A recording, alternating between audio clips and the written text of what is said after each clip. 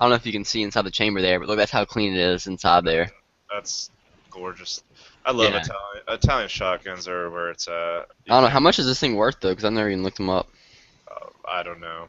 I have no idea, but I don't know anything about shotguns. Like, Probably that's worth. pretty cool. It's not. I wouldn't say it's worth a lot of money, but it's probably pretty. Upwards toward 1,000. Oh yeah, for a good Italian semi-automatic shotgun, like a before they went all plastic. Hell yeah. Yeah, it's all metal. Especially one It's that light one too. that's Dang. probably not made anymore. They probably yeah, I haven't seen a It's a SPA Luigi. that that company had Um, his heyday back in the 80s. I mean, they're kind of I oh, haven't actually, this is a aluminum receiver. It says 48/AL, which I'm assuming is means aluminum. yeah, my Benelli was aluminum also.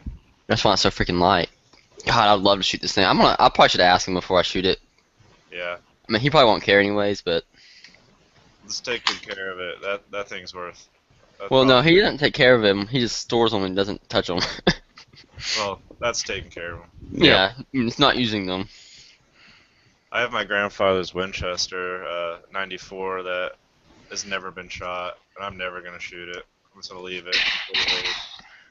Let me go get another gun that I got. That's pretty nice. That he gave me for graduation. Uh, Hang on, I'll be right back. I gotta go soon. I'm gonna go see a movie. Late night showing. What you gonna see? Uh, it's the last Captain America movie. It's in the $3 theater where you can. Oh, really? It's like the theater that serves beer and pizza. Oh, yeah. Yeah. Yeah, I But just let my parents borrow mine. I wanted to jump in here and spread the word about that show. See if I could get some other people watching it, so they don't. I want a couple other episodes because you know how these things get. They only get better with time, so it'd be Yeah. cool to see this thing grow. Because if these guys have already got like the ends with everything, they're the shit you see that guy handling where he goes, he knows people. So if you actually got a monthly hour-long show going that had a good reputation, fuck man. Go ahead and plug it again since we're live. Oh, are we? Yep. I don't think is anybody even watching. Uh, 4 people. All right, Chris. All right, girl. Am I interrupting something? No, no, no. Yeah. Since you're talking about Winchester 94s, I went and got uh my commemorative 94. See all the scroll work on there? Oh, Jesus. It's Buffalo Bill commemorative, Nice. and it's got the inlay. It's not worth much. I made a good many of them, and this nickel plated receiver, and then nickel plated hammer and stuff, and it's got the saddle ring, Yeah. and then down here on the fore end. And they're not worth much. They actually made some with gold inlay. Those were worth like 2 or 3 grand. Nice. These were like 800 to 1,000, like perfect. They were made in the 70s, but I told you my grandpa would just store guns and leave them in his attic. He had a leak in his attic, Oh no. and it wasn't just a little bit of spot rust. You see it on the barrel there. I don't know if you can see it on the camera. I worked on it some. It doesn't look horrible now, but it's it definitely made the value of the gun go way I down. don't So know why people store guns in their fucking long term storing gun in your attic. That's other than that, it's pretty much perfect. I keep working on it. It'll eventually. Maybe you can get it out. No, it like rusted through the bluing. You won't get rid of it. You won't get rid of it without doing that, without rebluing it. I have my grandpa's 94, and it's in a weird caliber. The It's still caliber like it's what like is it a in? 375 something, or it's not. It's in like a Magnum caliber that you can't even buy anymore. And the other one, I have another one. It's a pre 64 that was my uncle's. That's just a old beat up 3030, No, this is just 30/30. but yeah, But I'm gonna shoot it now. Like I've had it for like 2 or 3 years, and I finally just decided that I might as well just shoot it because it's not worth that much. I'm not ever gonna sell it because it's my grandpa, so I might as well just shoot it and enjoy it and take care of it though. Oh, once you shoot it, you'll want to shoot it all the time. Trust me, you'll get a hard on for those. 3030 is like it's cheap. It's fun. I love shooting my. Well, I've got a bullet mold for it, and I've got about 200 pieces of brass. I've just been so busy with my competition shooting that I haven't worked up a good load for it. So once I get a good load for it, I'll probably shoot a lot of it. Yeah, I shoot mine all the I time. love lever guns. So much fun. Yeah. Ting ting ting ting ting. Oh my gosh, so much. But this one, when I got it, he gave it to me. He apparently never cleaned it when he bought it. Like the factory grease had like cosmetic, like this yellow stuff. Yeah, yeah. Mine had. It wasn't real thick, but it was definitely there. I completely took the gun all the way apart, and like all the rails inside the bolt right here, I took out the plates in there and everything and cleaned them out, and it's smoothed up a lot now after that. Because before it was like you had to like push it like it was clunky because it was so hadn't been broken in. Too bad it got leaked on. Yeah, I know, for real. If it wasn't for that, I probably would have never shot it. Alright, well, I gotta go. Talk What? to you guys later. Yeah, I was Already? just gonna jump in here and tell you guys about that show, and I gotta go watch a movie. Oh, leaving us for a movie. Yeah, fuck yeah, I am. Hello. Well, anyway, have a good night, Yeah. guys. Yep, see you, Chris. Yeah, he was wanting to plug that inrange.tv. And then there were none. Is there not anybody in the lobby? I don't know. Sunday nights are always just dead. Cause Well, half the time I get in the lobby, I don't see anybody else on the list, but talking. So yeah, everybody wants to chat, but no one wants to get in the live chat. Which I'm guilty of that too. Sometimes whenever it's late, I don't feel like talking. I'll just type. yeah, Or sometimes that's more fun than talking in the live chat. I haven't been in for a week and a half because of this cold I've got. Mm-hmm. Yeah, last night I just kept muting and muting because I get Sometimes into a coughing fit. Yeah. Man, this rifle's nice. What does? So this rifle is nice. I want to shoot Oh, it some more. I know. Yeah, you're wanting to get me to get mine out now. Every time I watch videos and stuff, it makes me want to go shoot. I just get like this itch. It's like, oh, I want to go shoot. I want to go shoot. Oh, I was watching all kinds of competition videos today. Oh, don't even get me started on that, because I'll go crazy. Like, literally, when I have a competition, that's all I think about the entire week. As soon as I'm out of school or work or whatever, I'm just sitting there. I'm like, man, I can't wait for the competition this weekend. Man, I can't wait for the competition. Yeah, I had I'll be sitting there at work acting like I'm. subscribed. I'll be sitting there at work practicing like my draw, like air drawing, like I'm wearing Right. a gun. I'm like, man, I can't wait. I'm so pumped. Yeah, see, I found was it Darkwood Personal Defense? They do a lot of the USPSA. Let's see. Really, I'm Let's just see. looking them up. Who else did I find? Darkwood. Yeah, Darkwood Personal Defense.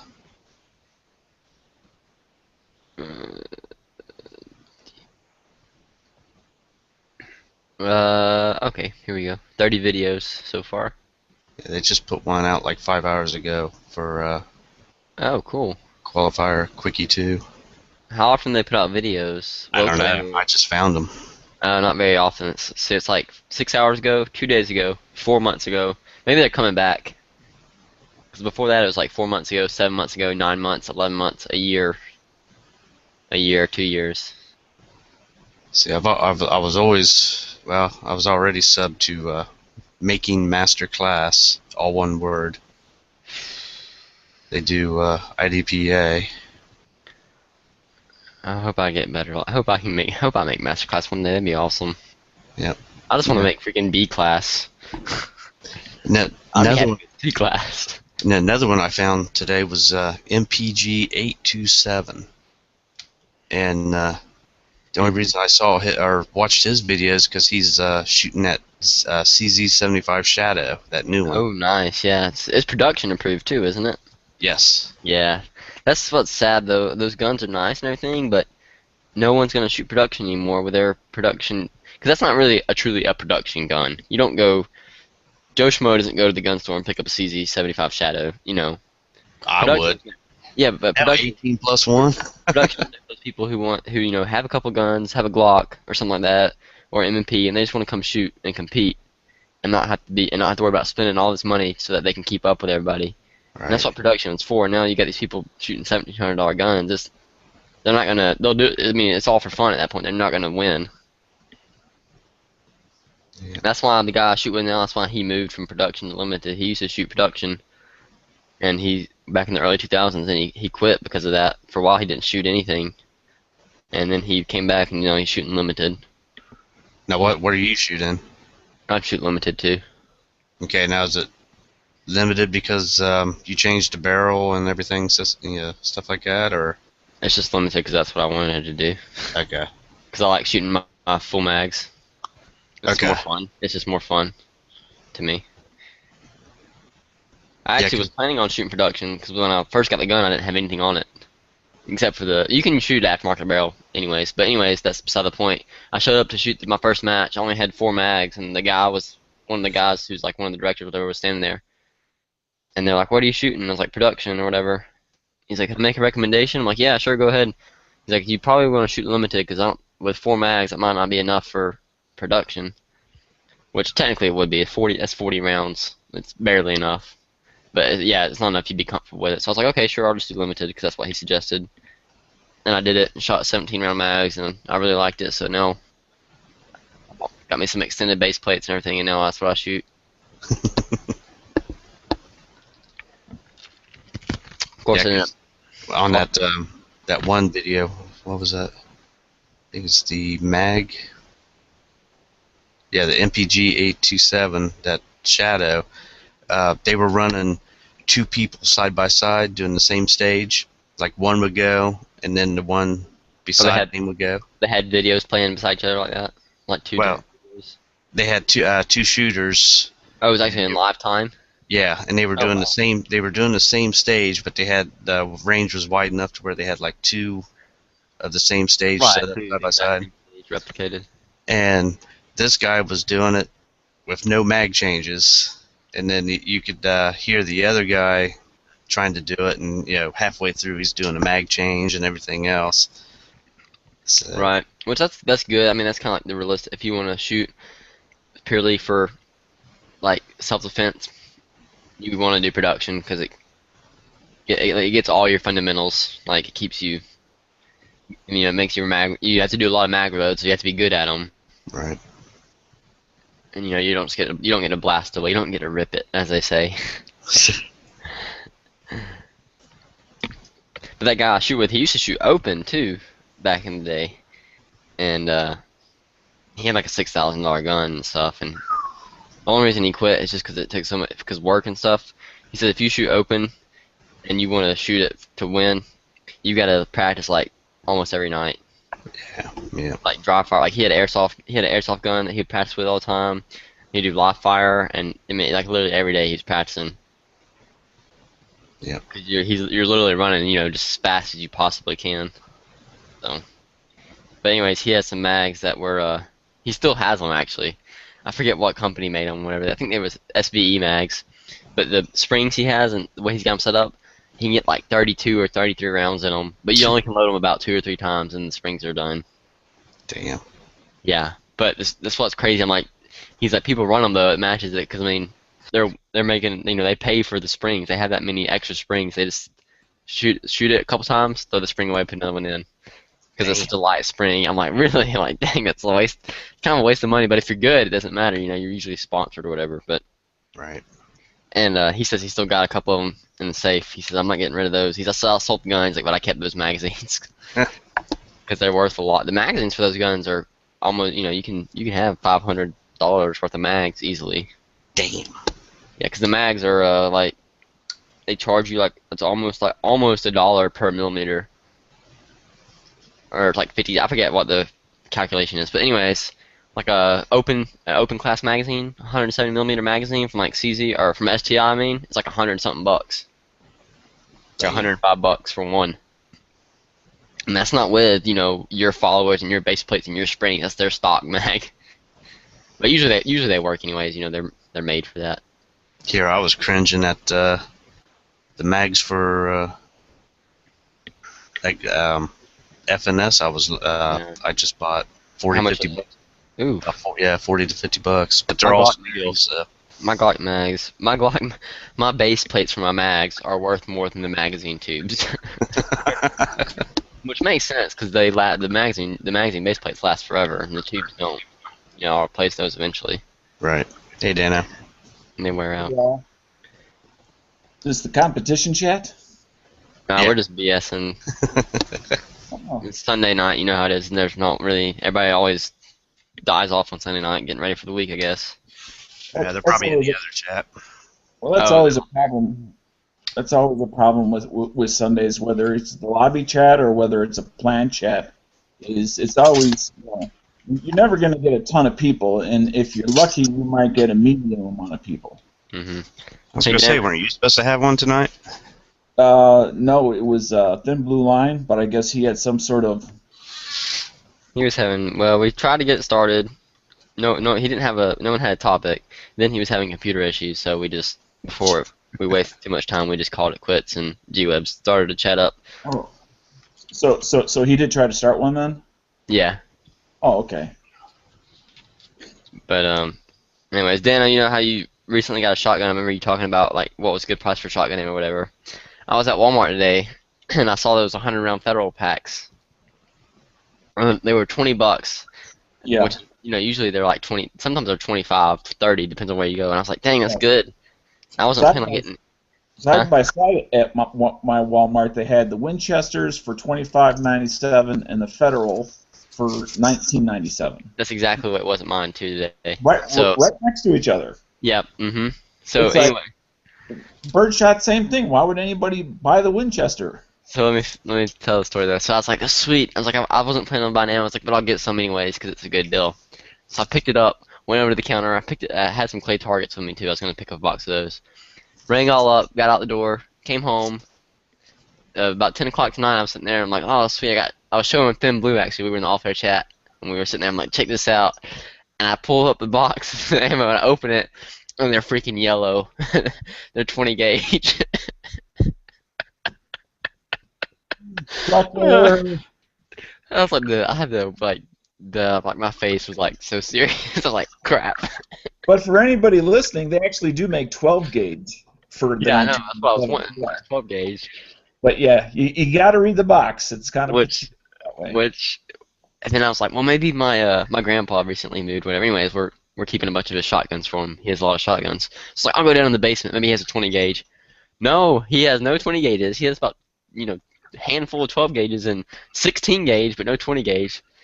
So then I called up one of my friends. I was talking to him about some other stuff, and I was asking him, I was like, hey, so you have a 20 gauge, by the way? He's like, yeah, I got a couple of semis and pumps. I was like, good. Like, one day we're going to have a Saturday and come out here and shoot and have fun, because I bought the wrong ammo today. Yeah, that's the one thing, ammo and underwear, both of them are not returnable. Exactly. You could just give him the extra $5, have him buy a box of 12 gauge, and you guys just swap. Exactly. We could do that. I don't know. It depends on what he wants to do. Well, I bought the clay targets anyways to have like a day of shooting, so Yeah. it really didn't matter to me. I guess I could do that. Wait, give him the box of ammo? Well, I'm And get- saying have him buy a box of 12 gauge, and then give him $5 and your box of 20s and swap. That way each of you's got a box of ammo.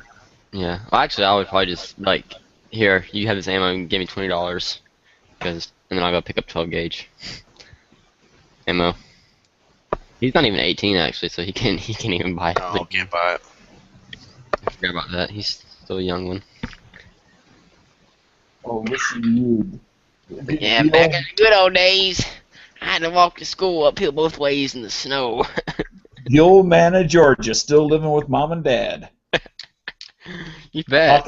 Talking about bet. somebody else being too young. You bet. You bet I am. I'm not paying. I can't support myself right now. You're right. So who are you calling some other guy too young? Well, by law, he is. You know what I meant. Oh. But I did pull out one of my grandpa's shotguns while I was down in the basement. I already showed it to Pink Panther. I'll show it to you, Dano. Let me get it over here. While I was down there, I was looking for a 20 gauge. And I found his semi-automatic 12 gauge Franchi. Boom. Ooh. Yeah. I do have some. Semi-automatic, and you haven't had your hands on it yet? Well, I've seen it before, and I really just haven't shot it yet. It's pretty much brand new, though. So I don't know if he wants me to dirty it up or not. It's nice though. Well, the question not is why. The question is why not. True. Yeah. I mean, why have you not shot it yet in near full auto mode? I need to. I've never shot a semi-auto 12 gauge before. Crazy glue that firing pin and let it rock and roll, baby. It's gonna get me caught by the ATF. Oh that yeah, for? like I'm the first guy that ever thought of that. Was that 4-shot, Caleb? I don't know. That's what I was thinking. Let me get. I got some ammo down here. I'll put them in the Oh, tube. jeez. I was watching today. There was a video came out. I'm subscribed to this channel called Forgotten Weapons. Yeah. We were just talking about that. Yeah. Oh, did you see the video they put out? Or the guy put out today? I haven't checked his channel. What did he put out? Oh, well, it's a Dutch um, machine pistol or pistol carbine kind of a thing. Oh, the Matson 1950. Yes, but it's a blowback design, and of course the firing pin is part of the bolt, so it's a fixed firing pin, and if you look at the trigger mechanism, it's so simplistic as far as how it works. It's like if you wanted to ever have an idea as to how to modify things, just look at the older one. They're very simplistic. All right. What do you mean, all right? So, I know I was talking to myself. I wasn't Oh, out loud. Sorry. I thought you were correcting me. I'm like, don't be sitting there correcting me of ATF-ness. No, I'm trying to figure out how many rounds the shotgun holds, but I've never ever used a semi-auto shotgun before, so I don't want to freaking do a desk pop here. Be very. You've never done a what? I've never used a semi-auto shotgun before. Like, I guess the only way to. I guess I just gotta cycle them off the gun to get them back out. It's just like a semi-auto pistol. How is it different? We'll see. Instead Hang on. of racking the slide, you rack the bolt. That's the only difference. Oh yeah, I know that, but you gotta like push this little button in here to let this loosen up. So I guess you just push it and then load it. So Oh, it's, the lift gate. yeah. Yeah, not all models have that. One.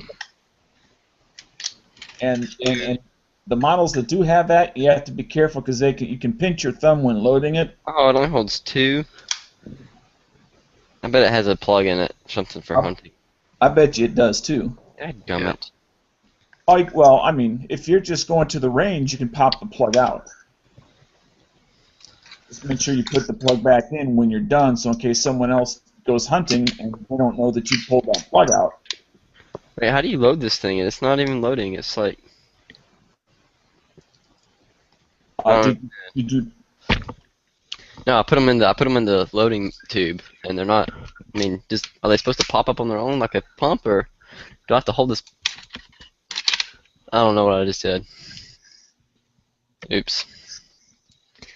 Tell me that you at least used dummy rounds and didn't just put live rounds in there and don't. Dummy 12. I'm too cheap for dummy 12 gauge rounds. Are you crazy?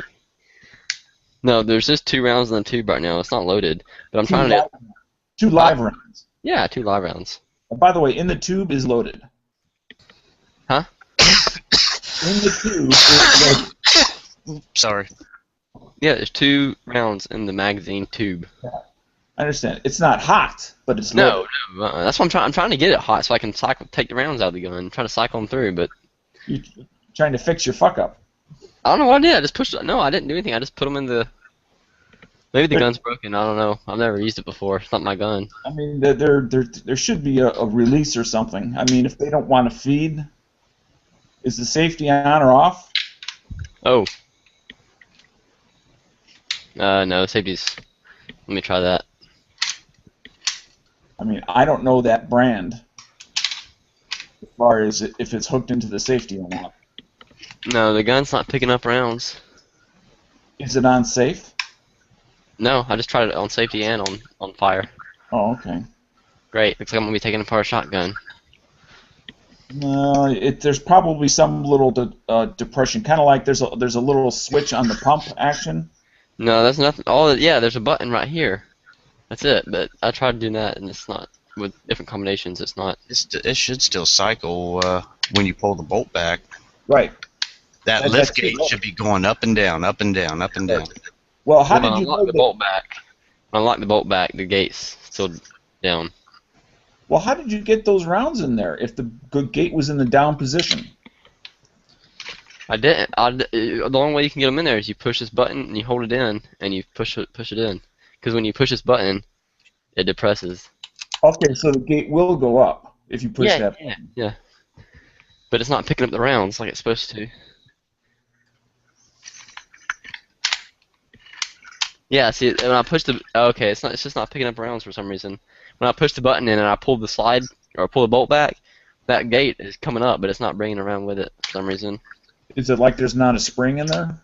Like the spring from the tube is missing? Well, no, there was tension when I put it in there, so. Okay. I'm just guessing. I can't see through the camera. No, there's tension in there, for sure. So the release for the next round. There it went. Okay, that was stuck. That was what it was. Okay. Well, that'll do it. I think I got it. Okay. Make sure it's on safe. Yeah. Yeah, it's already put it back on safe. Thanks for the reminder. Point it in a safe direction. There went one of them. Just flew And out. then, well, make sure it's pointed in a safe direction before you put out your next one. Yeah, it'll blow a hole through my door if it goes off, but that's it. There's nobody upstairs anyways. I'm the only one on the upper level. No. Well, actually, it'll blow a hole in my bed, but Well, that's probably a safe place to have it go. apparently it's doing it again. I'll show you what it is real quick before I do it again. I don't know if you can see on the. Let me hang on. Let me fix this camera here. All right, so when this shell plate goes up, It's called a lift gate. yeah, well, I don't know, whatever. There's a little spring, leaf spring, like right here on the inside of the receiver. Yep. That apparently is supposed to grab the round. Is that an off-brand shotgun? No? I mean, what brand is it? I mean, not that good brands don't have bad products come out sometimes. But.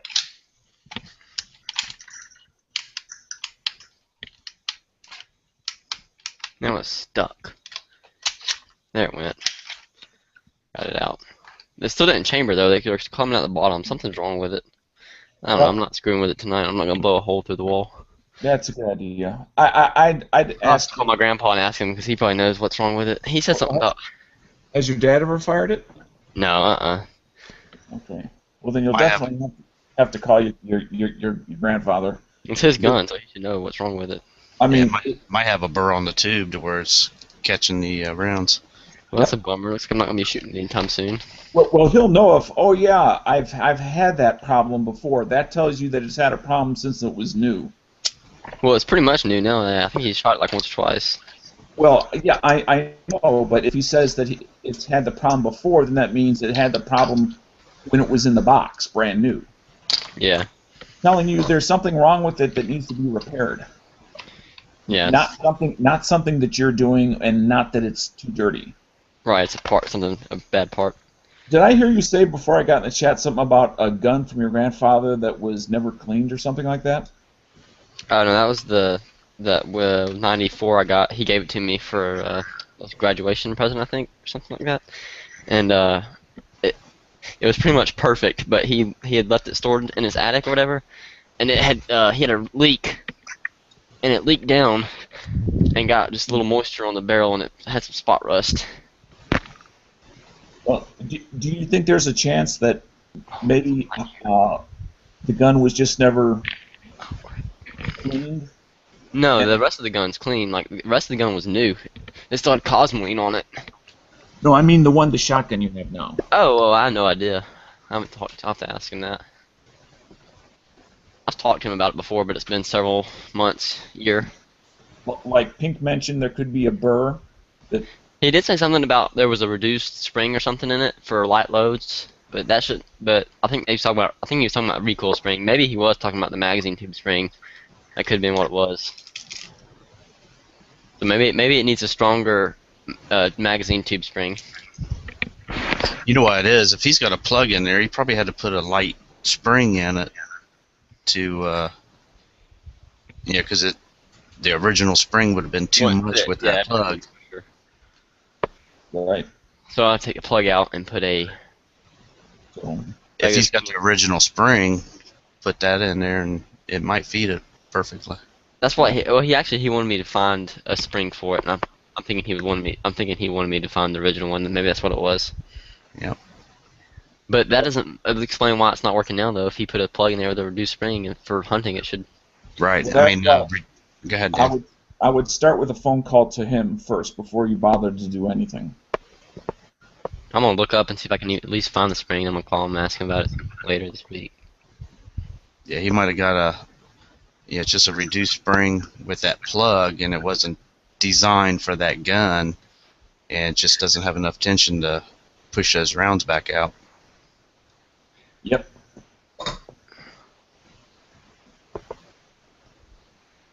I'm looking at their. Let's see. Several possibilities. Generally, start with the simplest. Yep. I really wanted to shoot it, man. It'd be fun. Do we have any viewers right now? It keeps jumping from 7 to 9.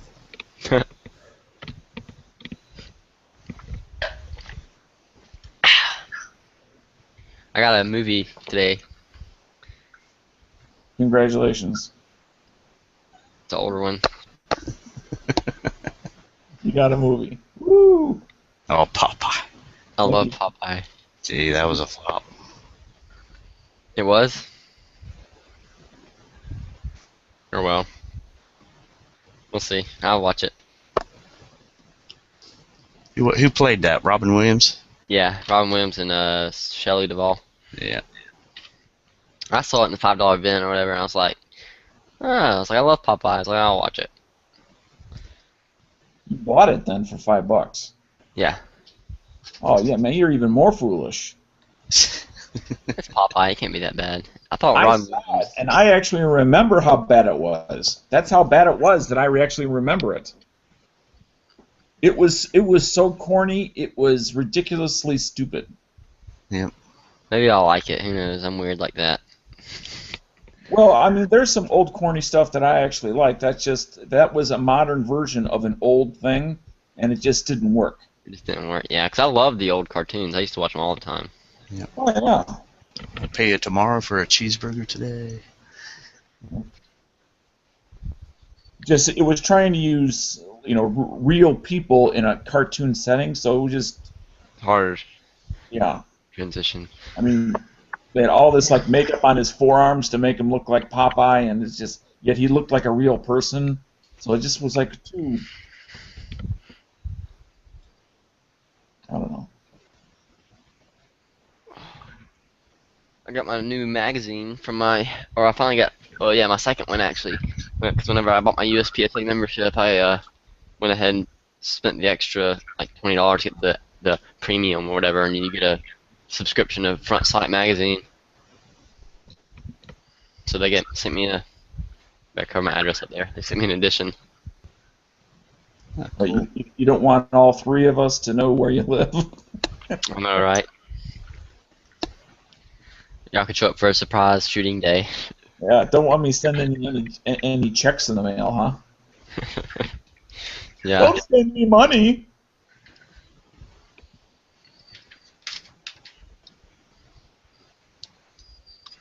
Yeah, I tell you what, I'm having a hard time finding holsters for that FNS. What did you get? It's an FNS 9. That's full size, right? Full size handgun. Yeah. It's like, I mean, it's about the same size as what, 19, but What's it's the just got difference? an extended grip or whatever. what's the difference? Is it similar to the 5.7? Oh no.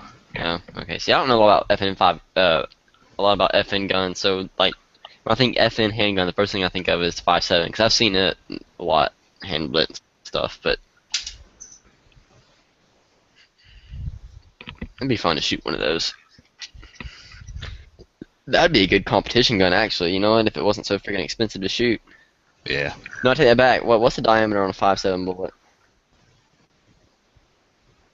Beats me. I don't have one. I know it's under 30 caliber, isn't it?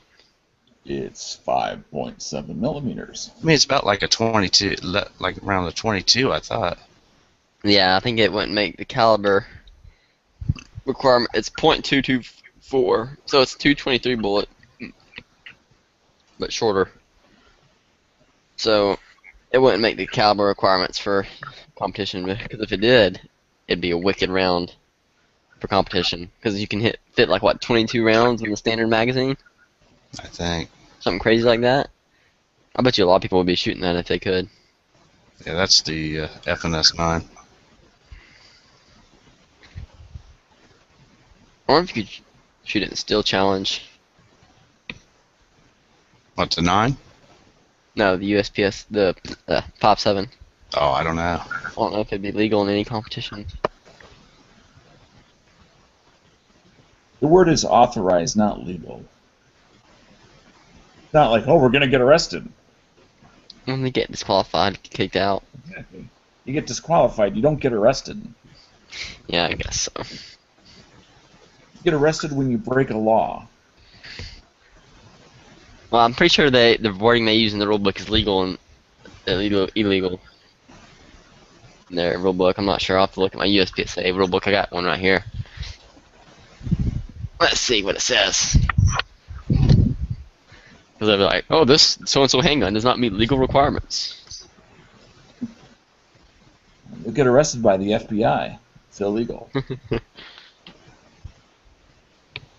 Let's see what it says. I'm just looking the glossary and see if we can find something to do illegal.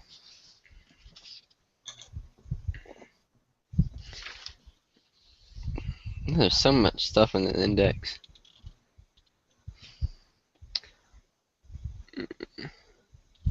Yeah, as soon as that thing comes in, I'm going to check my Law category. That sounds interesting. You gotta check that out? Nate Squared holster for my Glock, see if it actually does fit. Oh, for your FNS? Yeah. I don't know, that rounded trigger guard. I know that's going to be the only. Well, let me go grab my Oh, look at this, Dano. holster real quick. You might be able to shoot senior at USPSA. I don't know, how old are you? Enough. Over 55? Close. I'm not quite. Doesn't matter though. You don't get any handicap for shooting a different class. It just goes on your name. I don't understand when they have them like that. They have lady, junior, senior, super senior, military, and law enforcement. I guess if they do that, so it makes you feel bad when you get beat by some old fart or some young kid. And you look at the scores. Yeah. Super seniors over the age of 65. I don't know why military would make any difference. That seems kind of stupid. Yeah, or law enforcement. Why does that matter? Yeah. I guess it lets you know not to jerk around whenever you're. I mean, it's a total different type of shooting what they are trained for. FNS 9. Okay, I see it. It's nice. They spend all their time on retention holsters and crap like that. One of the guys we shoot with, we usually shoot. The guy I shoot with is good friends with the guy who's law enforcement. He shoots, and he's like sponsored and everything, and he's USPSA sponsored and everything. And he shoots really good, pretty good. He shoots like a STI, something like a all metal, all steel 40 caliber gun, Right. and he's pretty cool though. Yeah, you're right, Dano. It is that trigger guard or the holster for the Glock does come out to a point. Yeah, 'cause look, I got my Glock right here in front of me actually. See that? Yep. It's the same way the Nate Squared holster's designed.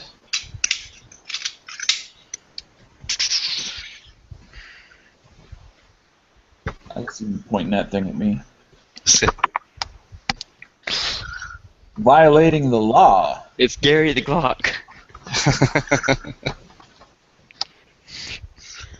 boom. with red, super fast, extra bullets, super fast. Ooh, there you go. Oh, you got the nice ones with brass cases, I see. Oh yeah, you can't reload. Well, you can, but I don't reload. Still in aluminum case. Well, they have those Most of them are small primer. Like I'm thinking. like the ones you can get at the big box stores that are like all metal, but it's an aluminum case instead of a brass case. Mm-hmm. They're not cheap, but they're cheaply made because they leave little flakes of paint from your extractor on the inside of your gun. Yeah. I remember whenever like you can get harders, aluminum case 45, they went for like $20 for 50 rounds. Just pretty. It's like $10 cheaper than brass case. For dummy rounds? No. They're aluminum cased 45 ACP. Oh, okay. No, I was talking about like snap caps. I thought that's what you had. Brass case snap caps. Oh no, those are my actual bullets that I shoot. Oh, okay. Yeah, that's what I keep in my nightstand. They're just red bullets. Because I like red. No, I've seen snap caps made by some smaller companies where they use actual brass casing. I thought about doing that. I thought about making me some, just taking some bullets that were defected, and then just putting already fired primers in them, and just And sealing the bullet and making snap caps out of them. because the actual company that does the burgundy colored snap caps, those are the ones that if you use them enough, your extractor will start pulling the paint off the rim, off the head stamp, and you'll get little tiny little flakes inside your trigger housing. Ew. I mean, obviously you have to use it a lot to get a lot of flakes, but I did. During the wintertime, it's cold, and I don't like being cold. But I looked into getting some with brass cases so it wouldn't do that. And then all of a sudden it was, April, and it wasn't that cold outside, and then I forgot to get them. The worst thing with brass, I mean, it's 'cause it leaves a little brass ring. I don't know if you'll be able to see it on camera. It's kind of hard to see. It just leaves a little brass ring right there on the face of the bolt, or the face of the slot, I mean. Oh, yeah. I got a flashlight right here that'll work. I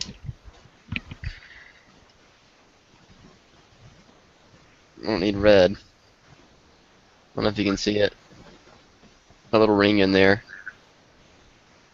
Where the firing pin is. It's a little brass ring. I just scrubbed it the other day though with a copper brush, so it's pretty clean right now. Right. Well, you're going to get I don't know if you want to call it an impact mark or a wear mark or whatever, whether it's real ammunition going through the gun or whether it's snap caps. I mean, it's just inevitable. Can't wait to finish the trigger job on my Glock. I'm almost done. I just gotta take the firing pin plunger out and round it off, smooth it out. Now, do you have the original plunger in there from Glock? Yeah. So is yours plunger plated? I'm not sure. I ask because the plating on my plunger It was thin.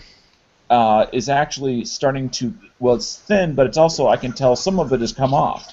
That's how I knew. I thought it was solid. I didn't even realize it was plated until I saw some of it had flaked off. What is it underneath the plating? Just cheap metal? It's some sort of metallic, Like powdered metal? Like sintered or something? I can't say if it's molded, if it's cast, or whether it's machined or what it is, but it's plated. Well, I figured these would be all machined though. I don't know. I guess not.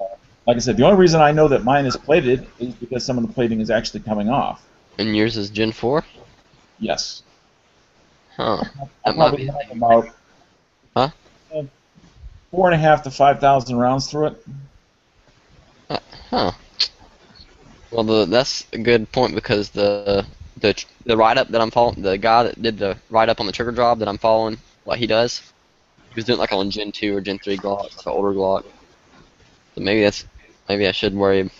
Maybe I should look into that before I do it. Well, it hasn't caused me any problems. It's just something that, when I go through and I do a detailed strip of my gun, I always inspect the parts just for any, something that might be on the verge of breaking, maybe it's partially cracked but not cracked all the way through. Hmm. That I don't want to be carrying a gun like that thinking that it's ready to go when in fact it's ready to break. You gotta be careful working on the plating like that because it's like I heard that someone say this the other day on the forum. It's kind of a good way to put it. It's kind of like a Tootsie Roll. You got to keep that harder outer shell. Once you break it, it's just soft, and it'll just wear out so quick. Yeah, I haven't done anything about it other than just normal cleaning. I mean, it still has some of the plating is still sticking on the contact surface. It's not like it's all gone. I filed my trigger bar. That was part of one of the steps of trigger dropping it. Polished? I hope Huh? you didn't file it. You mean you polished it? Well, yeah, polished it with polishing stones, like 400, 600, 900 grit. Takes a long time. But it was actually removing material. It's pretty much controlled wear. What you're doing. You see the trigger bar right there, that little Yeah. cross. You file east to west across it, because I don't know if you looked at yours in a while, because you know how each side is raised. This side is raised, and that side is raised. Yep. So what you do is you want those sides to be level with the centerpiece going this way, Mm-hmm.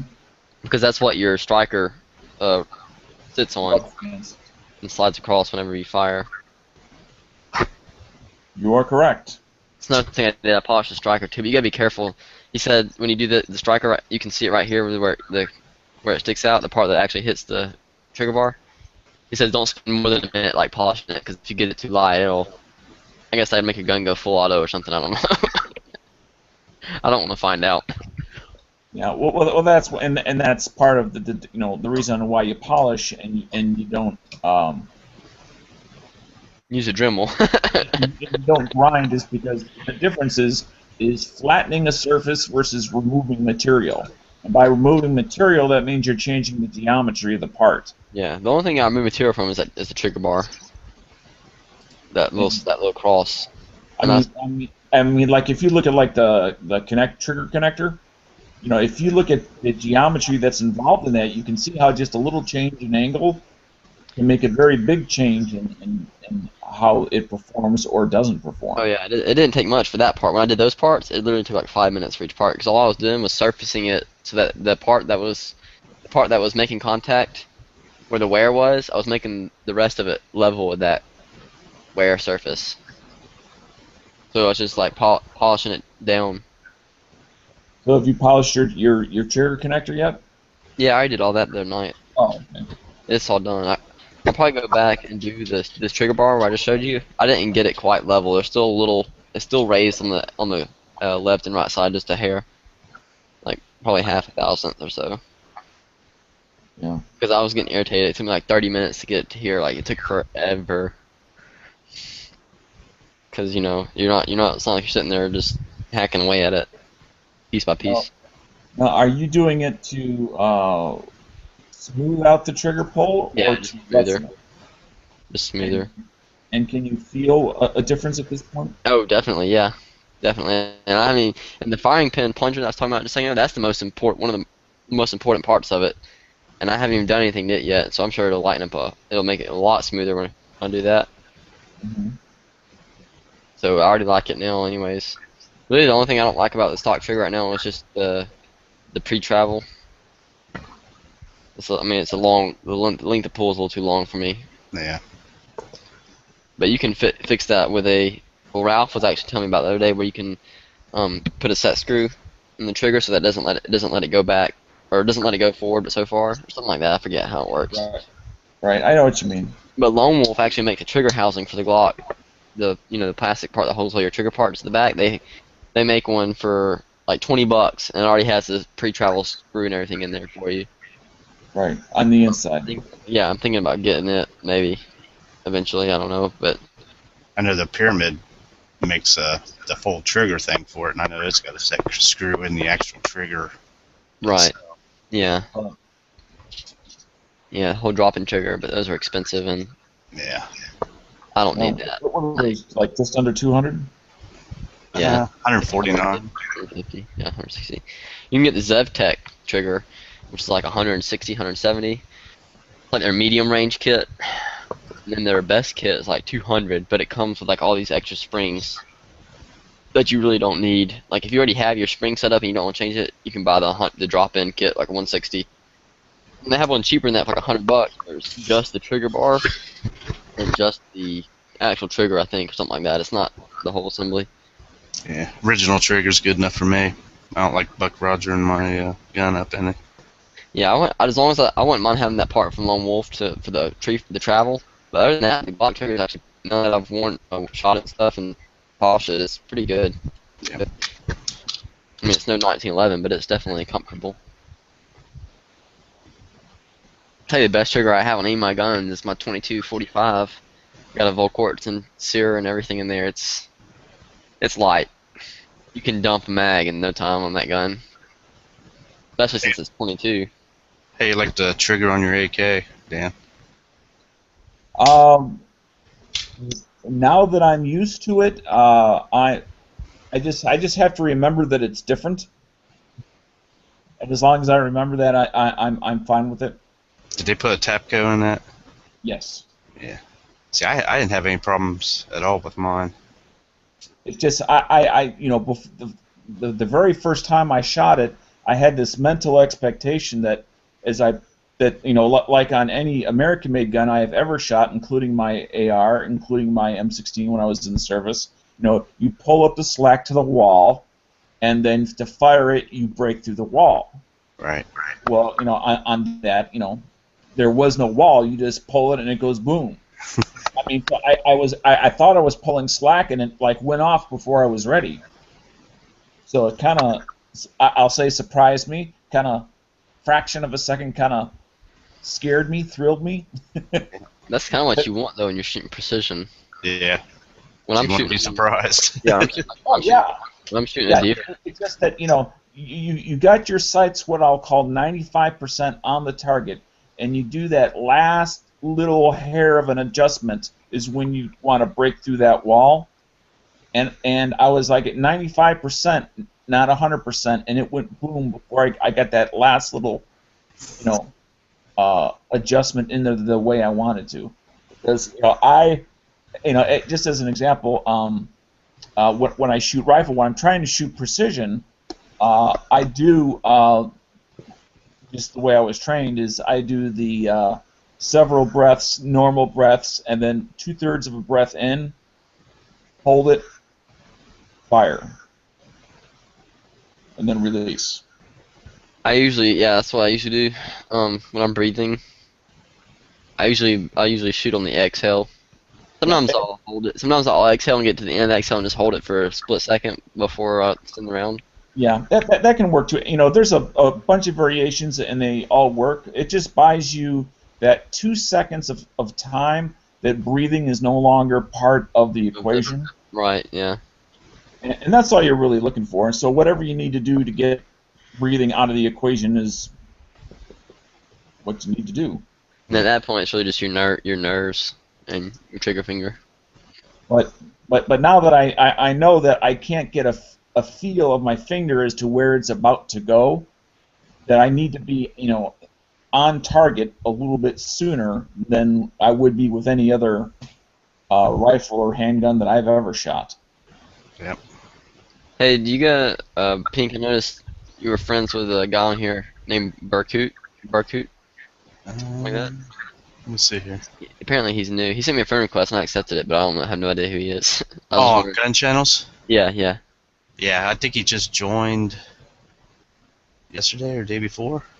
Okay, well he's friends with Moon Food and Jacob and you. Yeah. And I'm Gun Sandy, so I figured somebody knows him. See, that's a dangerous thing to get into because I've done that same philosophy before. That when I get a friend request, and I'll look and say, oh, these 3 guys who I know that are pretty good, have him as a friend. He must be okay. Well, maybe they thought the same thing. Maybe we all thought the same thing. And all of a sudden, we're all just saying, yeah, okay. maybe the first person who accepted it was probably like, okay, I'll go out on a limb and accept it. And after that, everybody saw. It's like, oh, okay, he must know him. Oh yeah, exactly. And I just wondered if Well, it can't be like too awful bad. He's in the Glocks. Yeah, exactly. What? Well, I don't know. Do they still have the free month trial thing on gun channels now? Oh, I don't know. I mean, you can view almost everything on gun channels, even though you're not a member. Right. You just can't have a profile. You can't have a profile. You can't participate in the Live chat, actual chat. Yeah. which that's the main reason they built the site. So Yeah. I think it's pretty cool. I think it's getting there. We're starting to get some better features. it also provided. We were having a lot of problems back then with internet trolls. Yeah, exactly. Um, That $1 a month keeps out the trolls.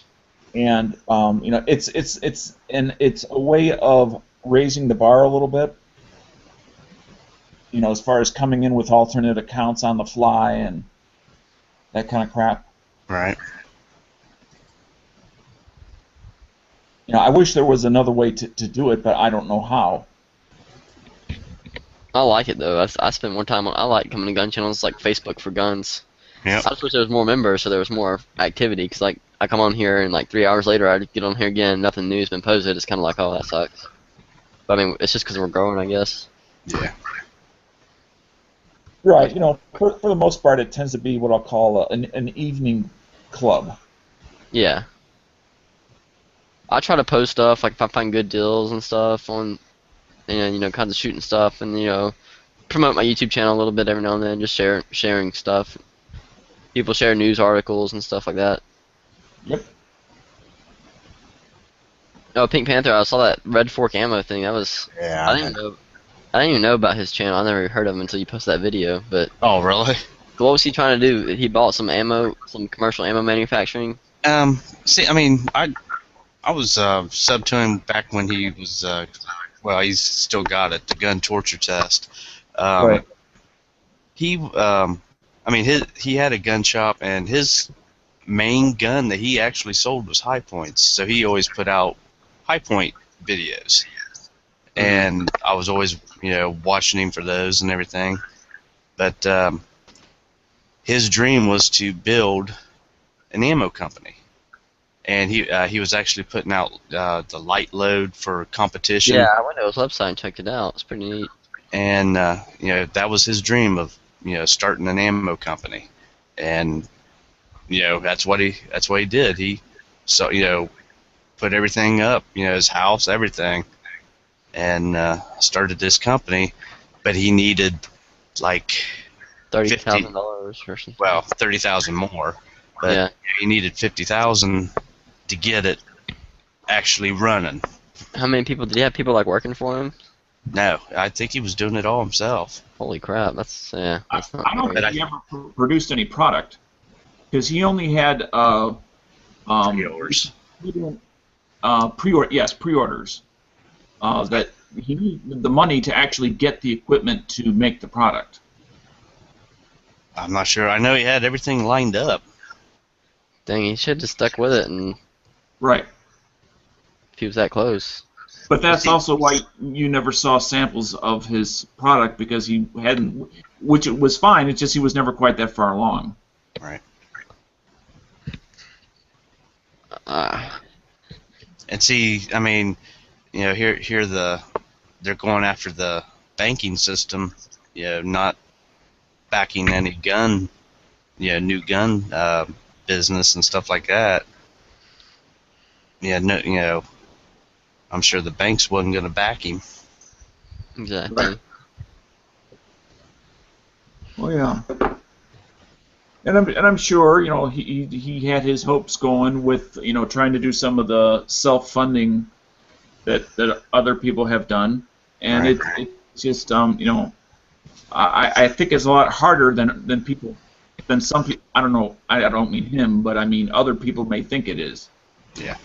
But all you got to do is come up with a story, and people are just going to fall all over you and give you money. That's not the case at all. It'd be cool to do a commercial bullet making. I could do that. That'd be fun. I thought he did put out some samples.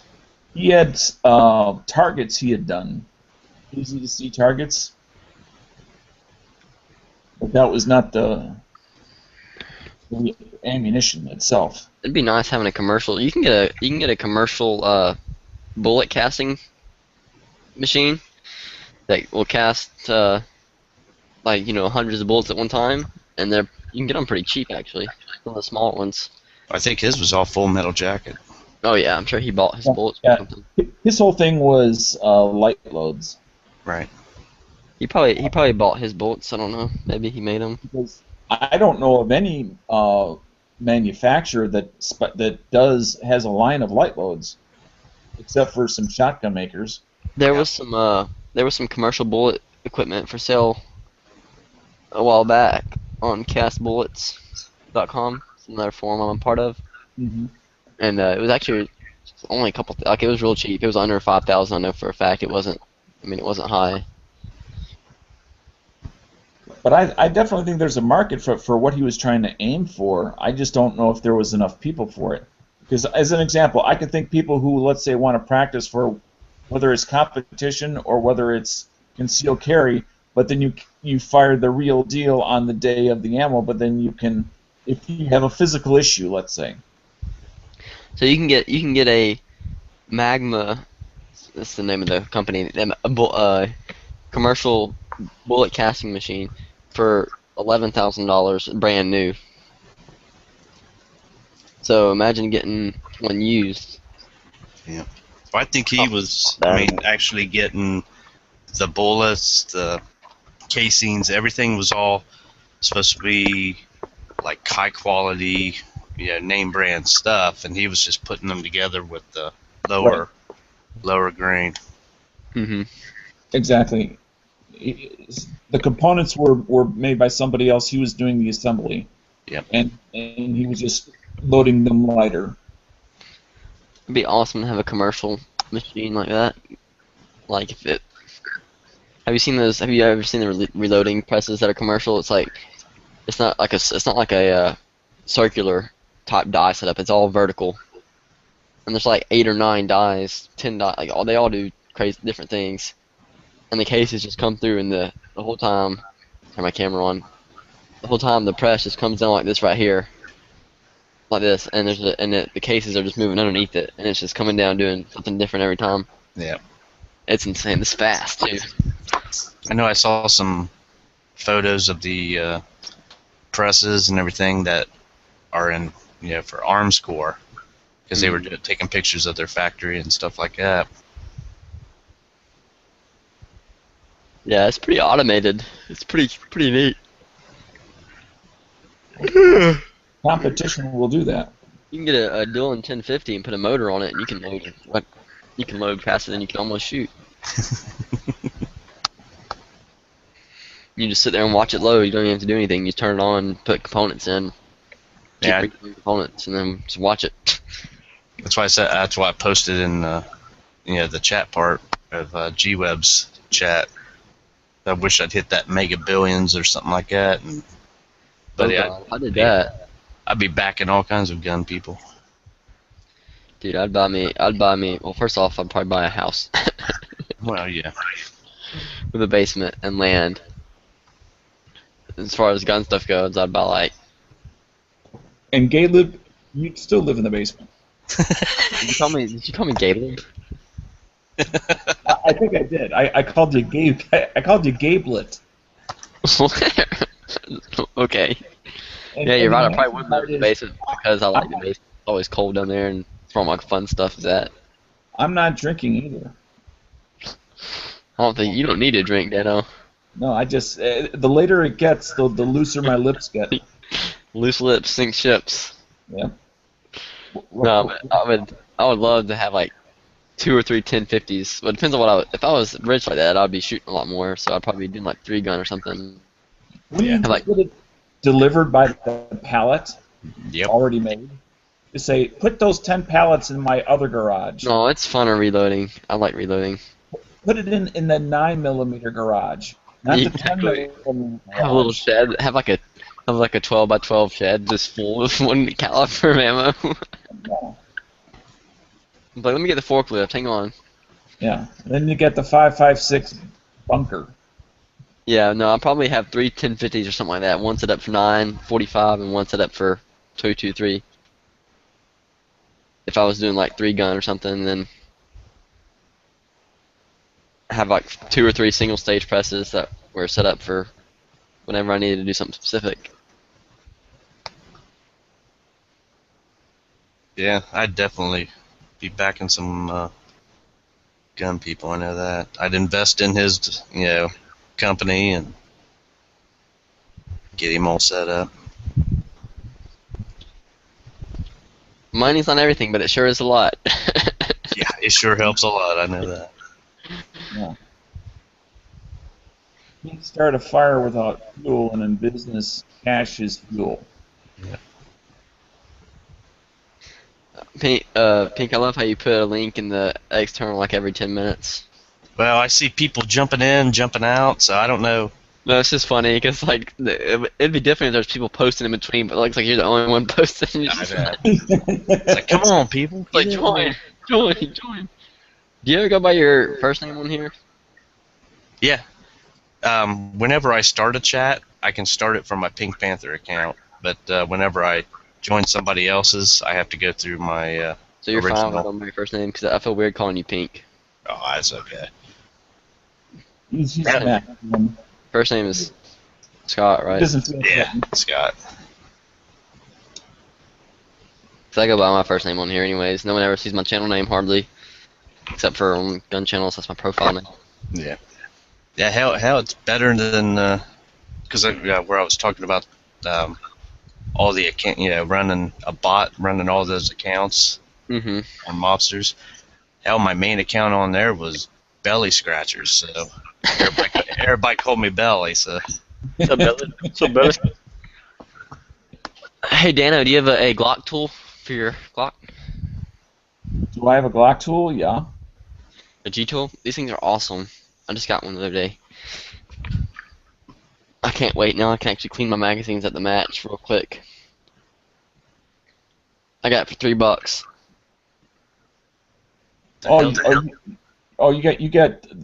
Yours came with the brush. I got mine the same time from the company, but before they were doing the brushes. They should include these with the Glock. I think they might now.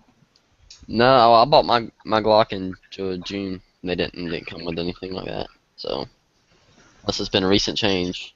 I don't think it'll fit in a box, will it? No, it won't. They have to sell it separate. That's why one thing I hate, Glock cheaps out on their boxes. Yeah. Like I a saw a lot. bunch of the Tupperware boxes at the gun show the other day. Well, not just that, the inside of it's like cramfuls. Like they just take a piece of foam, slap it on there, and throw everything in there and close it. They don't even like. Yeah. Like, let me see. I think I got my 1911. It doesn't look like they actually give a shit. Exactly. Like my 1911 box is like it's from freaking Taurus. It's like 3 times as nice as I mean, Glock at least one. it's It's like do like maybe a foam cutout to give it a little bit more yeah, of a my professional look. Taurus one has a gun cutout, then it has 3 magazine cutouts, then it has a place cut out for a cleaning brush, and then it has another place cut out for little like Allen wrenches or whatever. Right. Yeah, the XDS box. I mean, it even states on there it's designed to where you can carry your laptop or something like that in it if you want. Mhm. Yeah, my freaking Glock. I mean, it doesn't take much to take apart a Glock, but it's like I don't think I could get everything back in there now if I had to. Yeah. Yeah, I got an XDS and that's exactly the way Glock should do their boxes. Well, I guess that's what you're paying the extra $10-15 for. It's more than $10-15. There actually wasn't a big price difference in the Glock and the XDMs here. It was like when I got my Glock 34, it was $609. Like on the price on the tag was $609, and then for the XDM 5 1/4 inch, which is their competition long slide model, was $630. So I was like, well, that's not that much. I thought it'd be like $50 or so, but it wasn't that bad. Some place freaking wanted. I called when I was shopping around for the Glock. They wanted $680 for a Glock 34. It's like an MSRP. I'm like, okay, thank you. Have a nice day. Well, I think a lot of places just assume that people aren't going to call around or look, Yeah, or I'm too cheap for that. I may it's be like, young. I may be young, but I wasn't born yesterday. well, it's just that I think places assume that it's like people go in and it's like buying a candy bar. That Which I is guess that's true. not There's some people like that. People who aren't like serious firearm owners, like, oh, I think I'm gonna buy a gun, and they just go to the best place, the closest place, and they know or whatever, and they're like, oh, they just buy it. let's They don't really let's research. go down to the local electronics store. They don't really care where they get their HP, laptop from, as long as it's an HP laptop. Hmm. And same thing is true with, they don't care where they get their XDM or their Glock or whatever is they want, as long as they get it. I called about 4 or 5 places before I finally got mine. Oh yeah, I mean, I always call around. No. When I was doing it, though, I called one place and they told me like 550. I think the guy accidentally told me Gen 3 price or something. Either that, or anyways, they didn't even have the 34s in stock for like a week or two. So I just like screw it. I'm not dealing with that. I went ahead and got it from the next cheapest place, which is right here in town. Yeah, my local gun shop, I always let them get the last bite at the apple, and I tell them what the lowest bid is. Yeah. I said, if you can equal or beat that price, you'll have it. Because I'd much rather give my money to you, because you're much more convenient for me. Yeah. Exactly. But on the other hand, I'm just not going to give my money away either. If they're $30 more, well, then I'm going somewhere else. If they're $10 more, I might still go there. See, my local gun shop told me if I ever wanted a gun, come there and he'd beat anybody around. See, I don't have a gun shop like that where they know me personally. Well, I'm young, so I don't buy much guns anyways. They don't know me. Like, know me. And I have like 3 gun shops in the area, so they're not. It's not like it's a little local community gun shop that everybody knows. It's only not like there's only one around. Right? See, he even told me that if I ordered a gun, he could cut me a deal because he doesn't have to sit on it. Nice. Mm-hmm. That's nice. I would like my gun shop actually. They give me a good price for the NPAPs, the AKs. Mhm. When we got the 34, I was talking to him about that when I was in there, and it was like they could get it for like 515 or something like that, like cheaper than what it was if I were to buy it online before the transfer and everything. I was like, really? I was like, dang. I was like, thanks. I'll definitely order it from you guys whenever I decide to get it. Better get it quick. Well, they didn't have any in stock. They just told me that's what they could order it for, and I was like, okay, sweet. So. Well, I'm saying there won't be too many impacts left. Or not, whichever one is the one they're still making. I forget, I get them mixed up. There's one that has a thicker receiver and one that doesn't, right? The OPAP has the RPK receiver. Right, but the MPAPs they're still making them, right? I thought they were banned too, or they were getting part of that ban too. No, they're from Serbia, Right. from Zastava. Yeah, but it's drying up. Because of the sanction, the import sanctions. I'm not sure. If DB was here, he'd be able to tell you. Dang it, GB, where you at? Come on, I don't have his number. That's bad. The 2 freaking people closest to me, I don't have their phone number, but everybody else, they just probably they don't trust me. They don't want me showing up. You don't host chats. Why would you have anybody's phone number? Huh? You don't even host chats. Why would you have anybody's phone number? Because it's just good to have information. You're just some kid out on the internet. I'm just cruising. I'm just a lurker. Exactly. Where did my Glock loader go? I think I lost it. Put it back in my bag. I've got a couple people's number. Yeah, you gotta think, Dano. He's the future of the gun community. Yeah, it might be a scary thought, but it's the truth. See, who's that one? I'm sub 2. That one girl that does the 3-gun. Where's she at? She's that one 13-year-old or something like that. Oh yeah, she's in Texas, right? No, I think she's in like Alabama maybe, or I go to school tomorrow. she's at that one video that always goes around the Facebook where she starts Yeah, out we with talked about AR, or no. the fully automatic. Yeah, she's in the woods, right? Yeah. And she ends at the pistol course. She's kind of shooting down like into a little riverbed, creek bed type thing. Yeah. Yeah.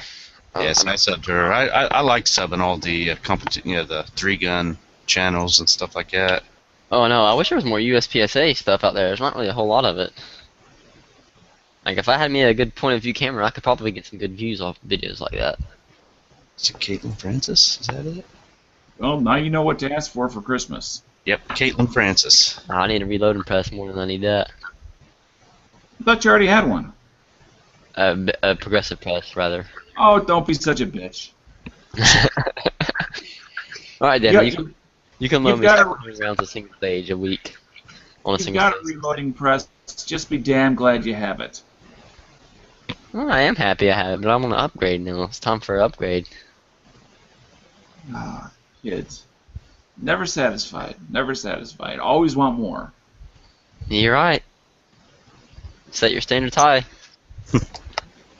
Yeah. You mean like get your apartment, move out? I'm in an apartment. I'm still in freaking school. Why would I do that? I'd be retarded. I'd have to sell like everything I owned, and then I'd have to like get another job, a better job, and work like a lot, and be miserable. But you could be independent. You could chart your own course. Yeah, nah, it's okay. You prefer being dependent. And just come right now home I do. Yes. and say, Mom, what's for dinner? Okay, I'm not that dependent. I pay for most of my meals and everything, but paying taxes and a house bill, electric bill, a mortgage, all that is not something I want to do at 19 years old. A lot of people do it. Yeah, I know. More power to them. It's a powerful thing, but glad they can do it. But I'm not going to. You got too many toys you want to buy. Exactly.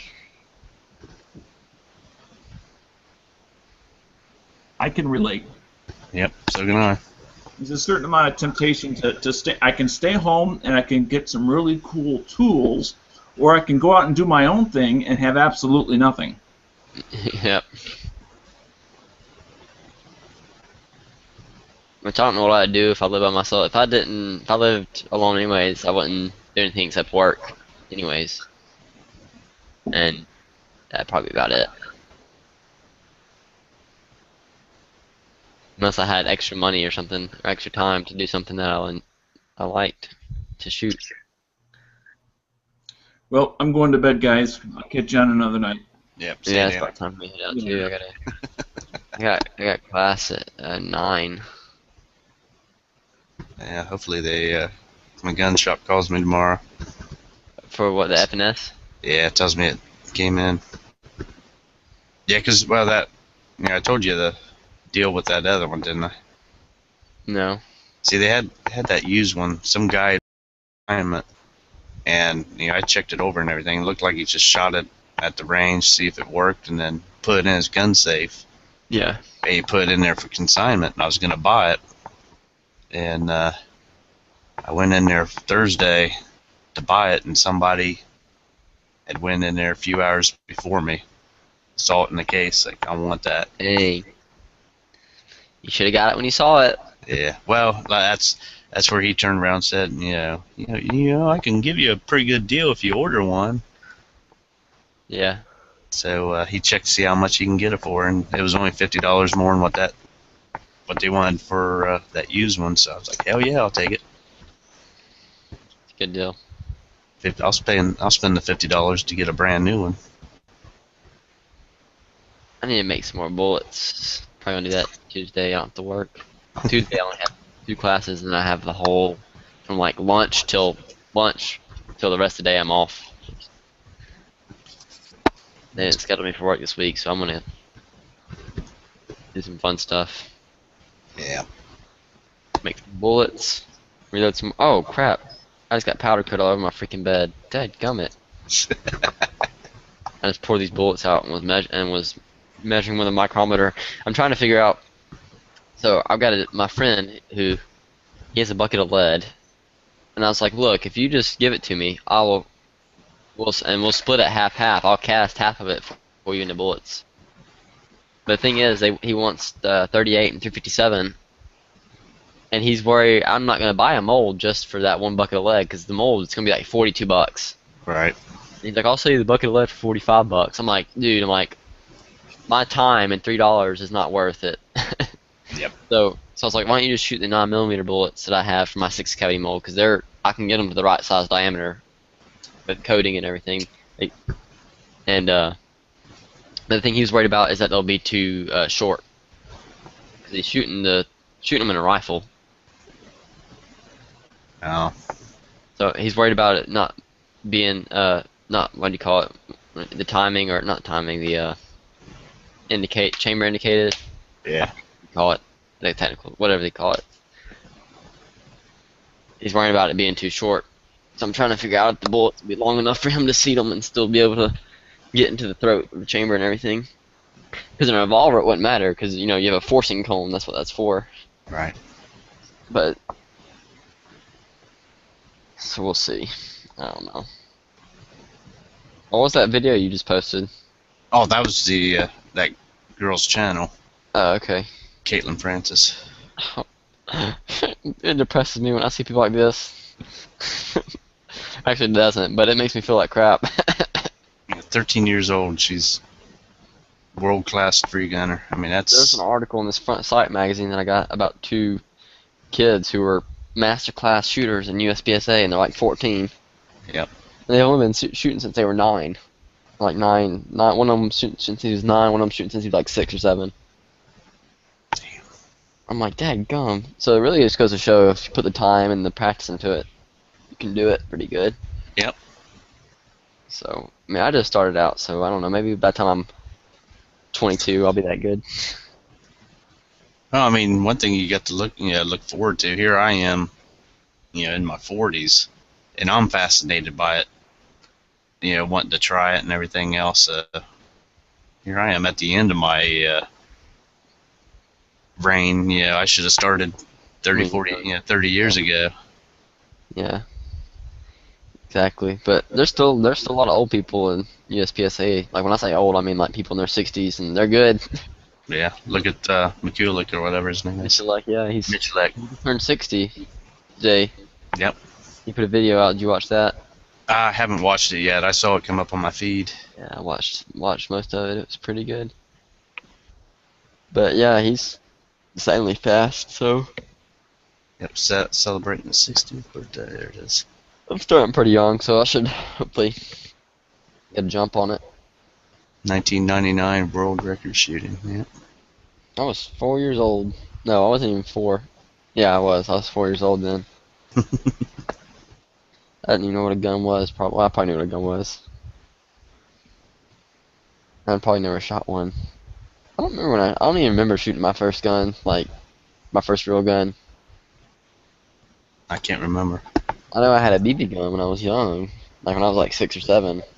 Heck, when I was, I think 5 years old, I was building, I guess you would call it like potato guns. Oh my gosh, that's But awesome. I was making them out of coffee cans, and I know the one time my brother and I we would shoot. We had a road at the front, front of the property, in front of the house, and then we had a garage, and there was a road behind us, because we was in town, and we would shoot we would pour lighter fluid on the tennis balls.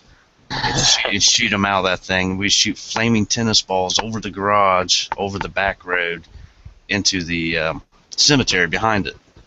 Yeah. And there was one day that we sat there and shot that thing off, and a deputy sheriff was going by the front of the house. And he literally shit himself. He came up out of his seat, and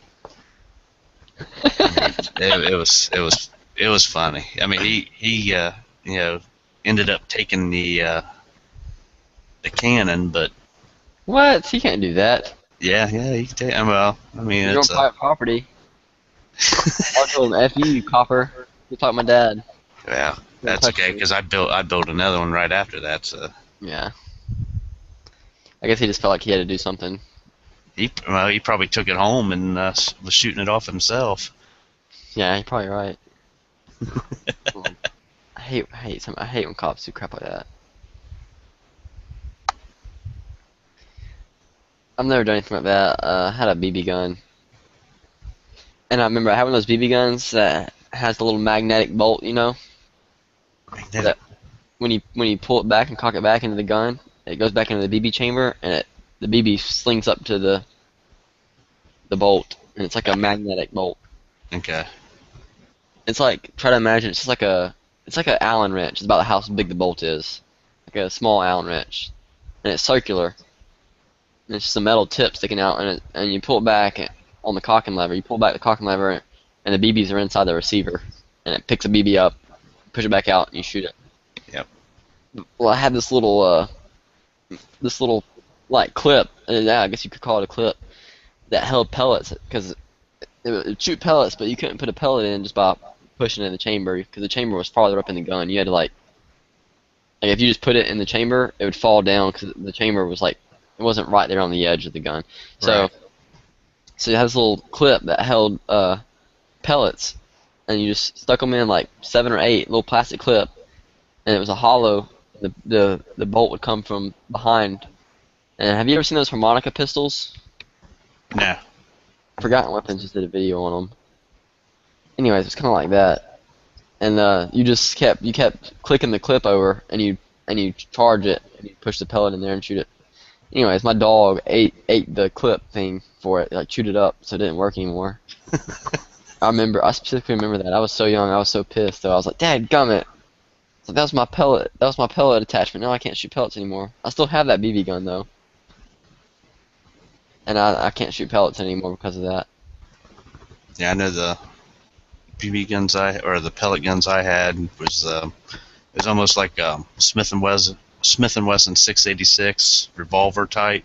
Mm-hmm. It actually took the 177 pellet, Yeah.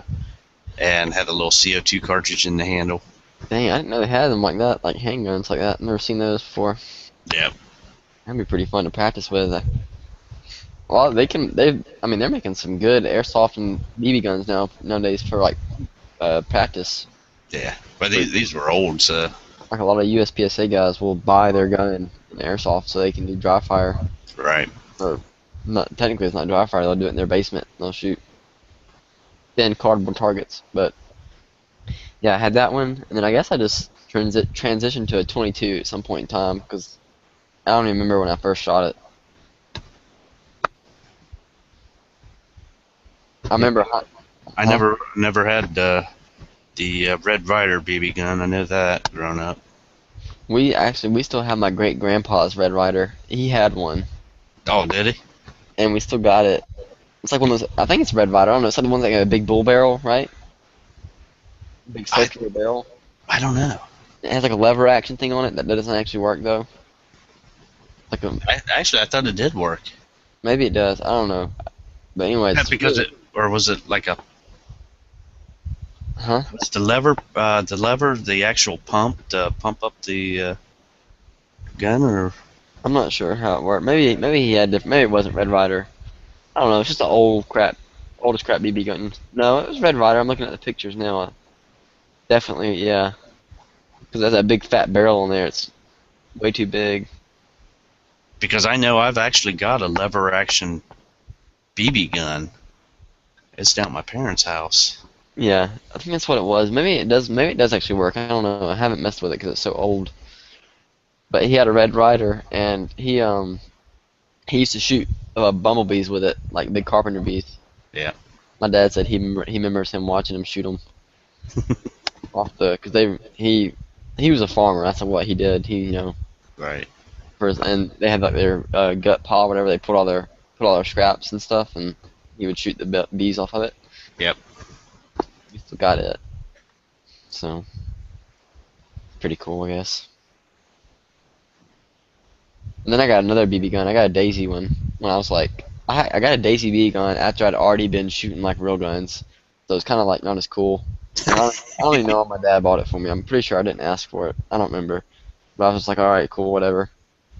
Because I didn't have any of my own guns at the time, but I was shooting out my dad's real guns, Right. and it's still pretty much practically brand new. I still got it. It's pretty powerful. I'll shoot it every now and then. I think that's what that or that.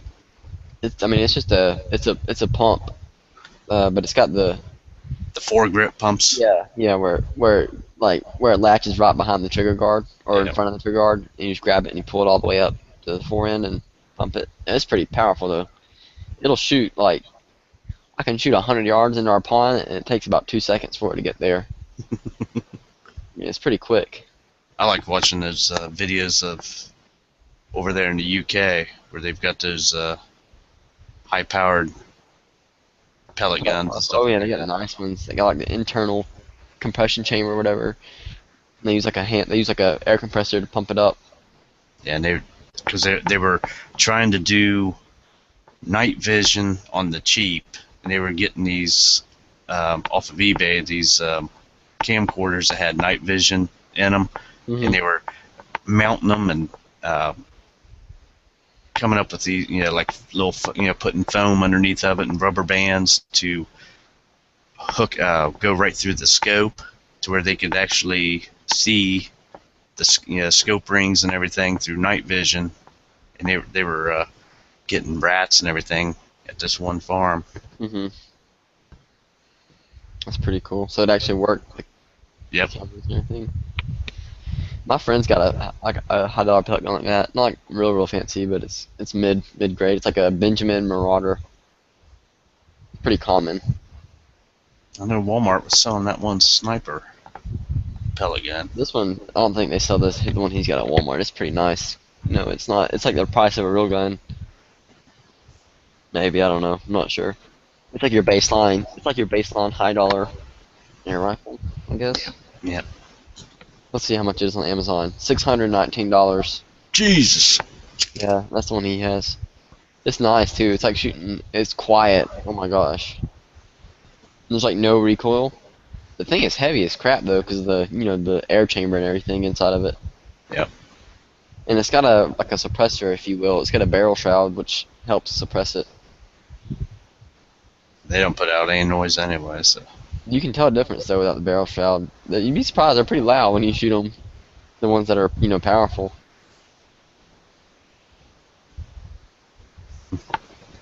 Yeah, I would never pay for that much for a pellet gun though.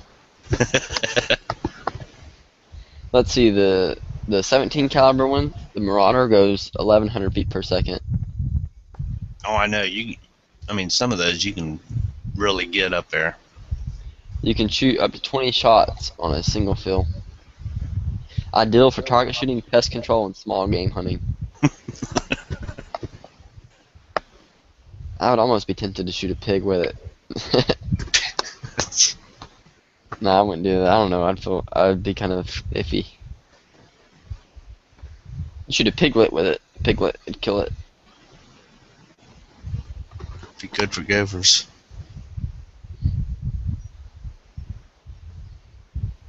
They have the big ones nowadays, like the bigger caliber air guns. That shoot like 30 caliber bullets.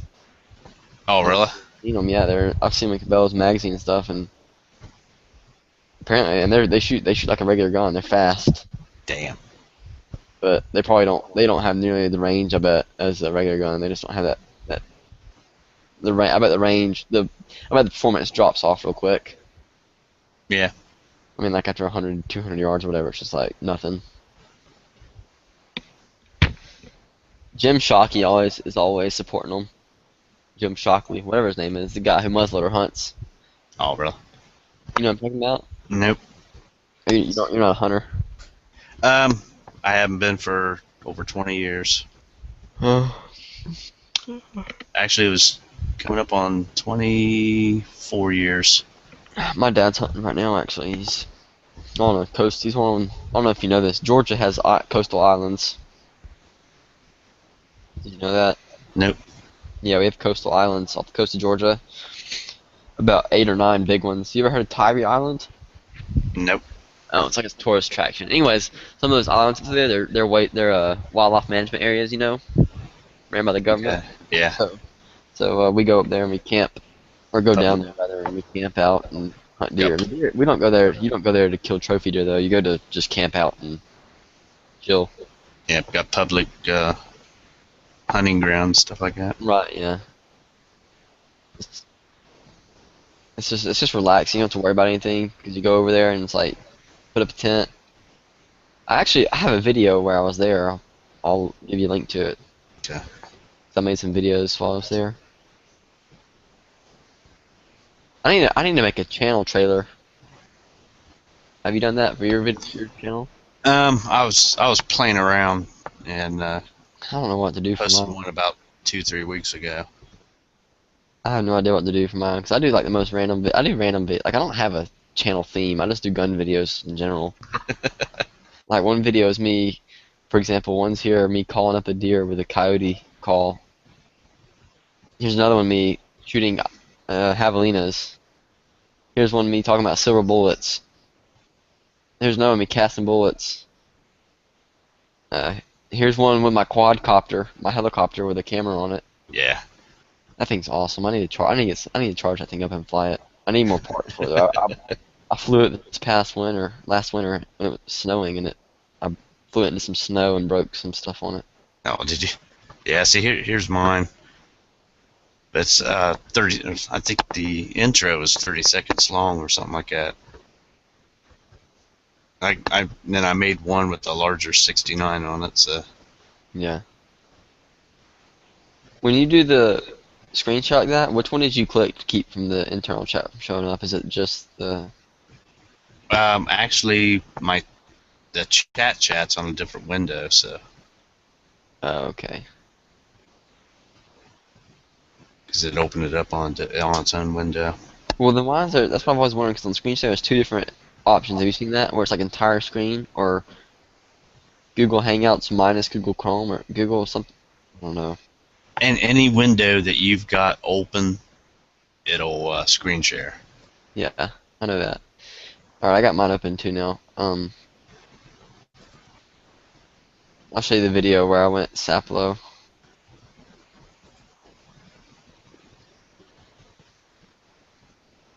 So this is the one.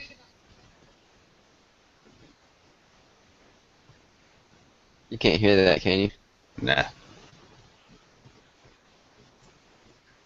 Alright, so I was talking, blah blah blah. Those buildings, they don't use them for. They use them during the quota hunts, like where you get drawn to come hunt, but they're locked for us. No. So we don't get to use them, so we have to take a tent. They have like a cooler there, or they have a generator they run during the quota hunts to store your meat in there, but none of that stuff works when we're there. We use that skinning shed right there to hang our deer up. That's about it, and the outhouse. But other than that, anyways, that's the campground. Where everybody, there's our tent over there. You see it with the tarp. Yeah. This is a horrible video. Like it's shaking so much. I was taking it on my phone. I was holding my phone vertical. Anyway, so walk over to the boat dock. See, look how pretty it is. It's just the mainland's right out there in front of us. But that's all marsh, and it's just it's just flat.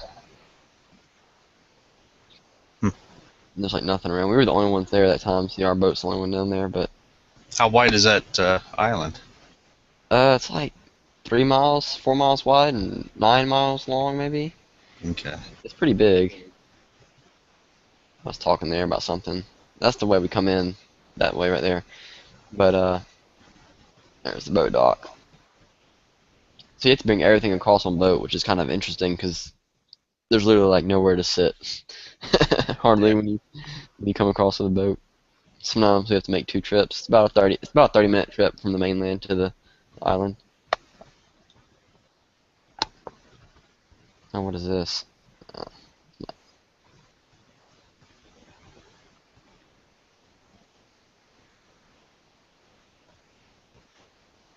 Here's a video of the deer I shot. My bow. Is that Sure. on the island? Yeah, it's like what kind of like looks like when you're hunting. It's just like Spanish moss and big oak trees everywhere. And palmettos. There's a deer I shot down there. Oh, we drug it though. drag it right there. Okay. So it's real pretty though. It's nice. Keep seeing subliminal images of a deer. Did you put those in there or something? What? Those images of a deer? No, that's the actual deer I shot. No, I mean it's almost like a little a fake deer head or something pops up on the screen when you were sitting there showing that video. Where? Kind of quiet tonight, eh?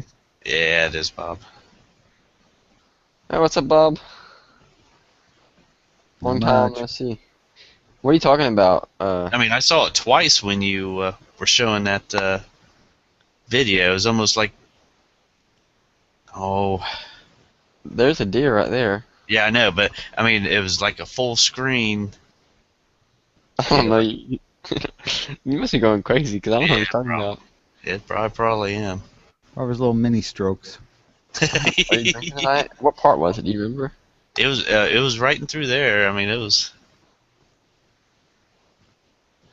almost like a little 1 second or half a second little thing that popped up and it looked like a fake deer, you know. No. Maybe because I clicked full screen? No. I don't know what you're seeing. Yeah.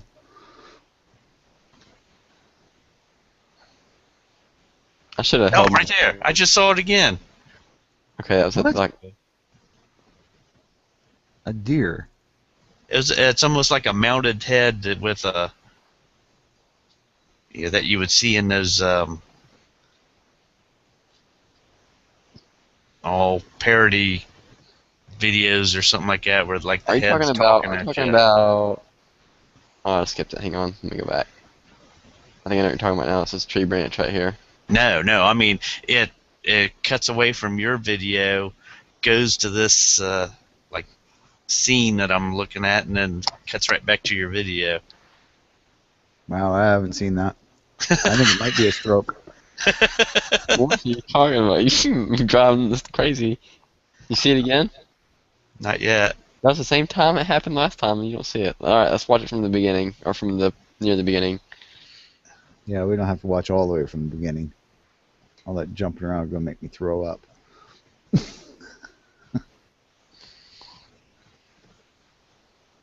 I don't see any jumping out deer head. I see the dead deer that I shot. That's it. Yeah. I swear, I think you just had a stroke.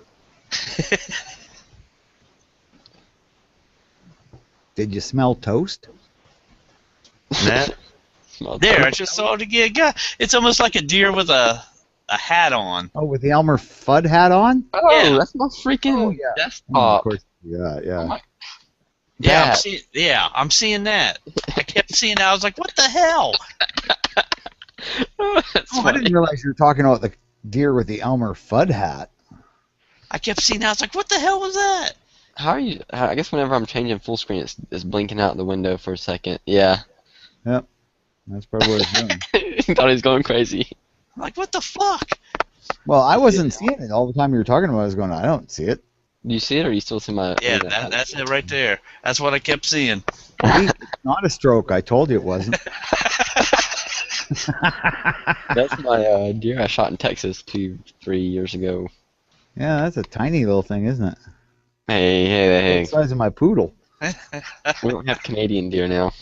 No, I mean, our deer at least come like 800 pounds or something decent, you know. Yeah, it's a nice deer.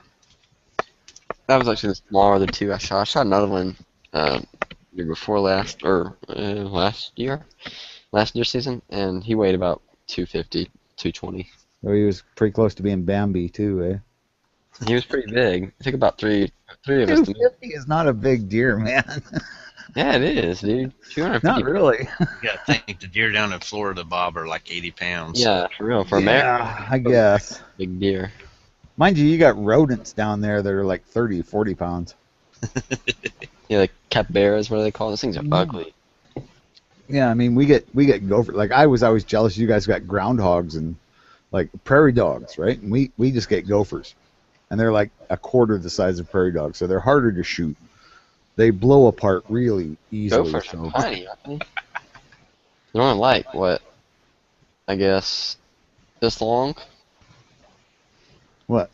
Gophers, they're small. Oh no, ours are larger Yeah, than that. total would be about 8 inches would be an Oh. average gopher. I'm About 8 thinking inches of- long, without the tail, not counting the tail. I'm thinking of a mole, not a gopher.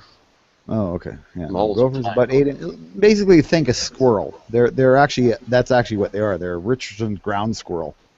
Ew, they're They're ugly. just a squirrel that lives in the dirt because there isn't any trees in the prairies. They got big old fat teeth. Yeah, oh yeah, they can eat through anything. They'll just destroy any like if you got grains and bins, if they can get in there, they'll just destroy it. And they dig holes, which isn't that bad because an animal won't trip in a gopher hole. Your average gopher hole, it's too small, right? It's 2 inches around kind of thing, but the size of a 2-inch sewer pipe. Yeah. But what happens is badgers, which are much larger, kind of the cousins to wolverines, Yep. they will come after the gophers, and they dig big holes, like big enough if you're running your horse across a field or your cattle are running across, they'll step in it and break a leg. So that's why we hate They let gophers. the gophers do the foundation work. Yeah. Groundhogs Yeah. around here, we like take them out. Yeah, we have groundhogs. And Yeah, your We got- groundhogs are prairie dogs and groundhogs. They'll actually dig a big enough hole a horse or a cow can trip in it. Yep. Our gophers don't, but our badgers do. I've killed a We kill groundhog. badgers here. anytime we get a chance I've too. killed one here, and I thought it was the one. There's one that's been here forever, and I thought I missed him. He was like 160 yards away. I shot him my 17 HMR, and as soon as I shot him, he went back down in his hole. And I think I just wounded him. So a few days later, a week later, I found his skeleton out in the field. So he'd crawled out and died. And I was like, Oh, yeah, yeah. 'cause I thought he was the old groundhog we'd had around here forever. But I saw him again the other day. It wasn't the one I thought it was. We have a groundhog. I kid you not. I thought it was a dog when I saw him. He's huge. He has to be 30 pounds. Damn. He's old too, because I've seen him. I've walked by this. He has several holes. I know where all his holes are at in the area. And one day I was fishing by the pond where one of his holes is in the bank. I was sitting there walking over. I looked over in his hole, and he's sitting there watching me from the hole. It's creepy. And you want to kill him? Why? Oh, because he's like the creepy monkey that lives in the kid's closet in that TV show. We have like a You war know, going with the on. cartoon people. It's like me versus him, and I always miss him every time Evil I shoot. monkey. Yeah, I never had anything like that. I had a badger I killed once, but that was terrifying. No, it's just, I know him when I see him because he's so big. Mm. He's smart. Well, this is the first time I'd ever seen a badger close up. So I shot him with my single shot Oh, you 22. did? It was a Cooey bolt action, Mm-hmm. and unfortunately the extractor had broken last year or Oh something. crap! So I used to just dig the bullets out with my pocket knife because if you're shooting gophers, it's fine, right? And so I was running towards his hole because he went down his hole after I shot. Mm-hmm. And just as I got to his hole, I tripped and I fell face down, still trying to get the empty out and get a new round in the gun. And he came out of his hole. Oh shit. And it was like, face to face. He was at the end of the barrel, and I just managed to flip the old shell out, get a new one in, fire the trigger. But I think he was already dead. I'd hit him through the lungs and the heart. So he'd gone down his hole, turned around, and went, "No, I'm not going down without a fight." Came out of his hole just in time to die. I'm surprised you didn't have a heart Scared attack. the fucking Jesus out of me. Pride of wood. I'm surprised you didn't stab yourself having that knife out and everything, trying to fish out a 22 case and tripping and everything. Oh, fuck yeah. It was just like a storm of badness. But, yeah, the funniest part is after that, I got up and I shot him about 6 more times, even though he wasn't moving. So make damn sure he was dead. That's why. Yeah, I actually had his foot. I turned it into a keychain. I chopped his foot off and dried it. Because the fucking claws were as long as my finger. Nasty. Damn. Oh, yeah, I mean, they're nasty, nasty animals. 'Cause they're really small. Well, you think they're small because they're low, but they're wide. And yeah, they're heavy. He weighed about 70 pounds. Damn. He put a hurting on you, I know that. Oh, fuck yeah. Yeah, I lost a cat to a badger. I think it might have been the same one. Mm-hmm. But I had a cat who used to go gopher hunting with me all the time.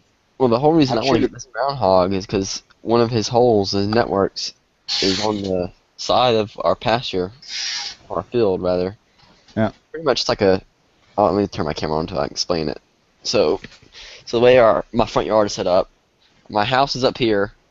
It's whole ponds down here, then another big hill, and then the road's up here. So, Yeah. so this big hill right here is fenced in. We keep our goat in there. It's pretty steep, and the road's up here. There's a drain pipe on the road, and it washes Yeah. water down in our field a little bit.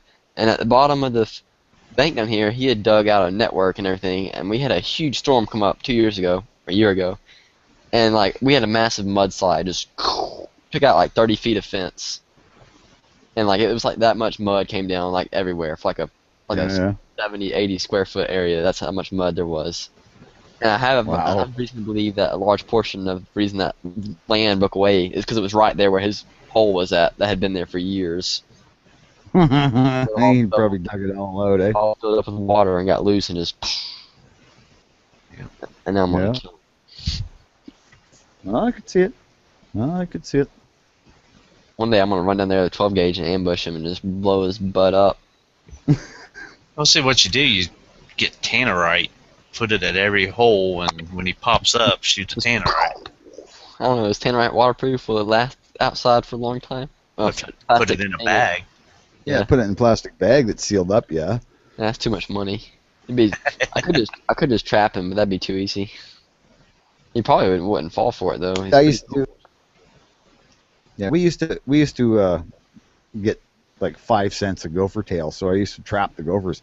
So I had one of those jaw, like conibear type traps with the jaws, Mhm. and I would lay them face down on top of the gopher holes, and the gopher would stick his head out and go to wiggle around through the pan and Oh. set it off, and I'd just chop them in half, and I'd get my gopher tail.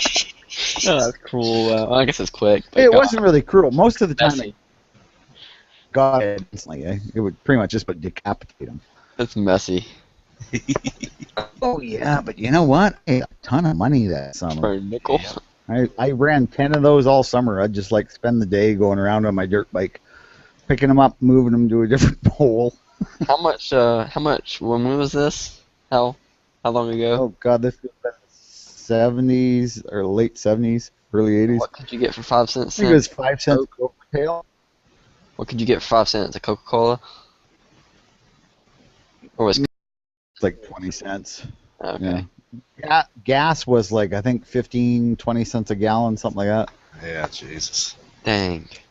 Well, what was minimum wage though? Like $4. No, it was Yeah, under that. Yeah, It was when I under first that. started working, minimum wage was 4 1/4. Yeah. It was $3.25 for me. Yeah. Dang.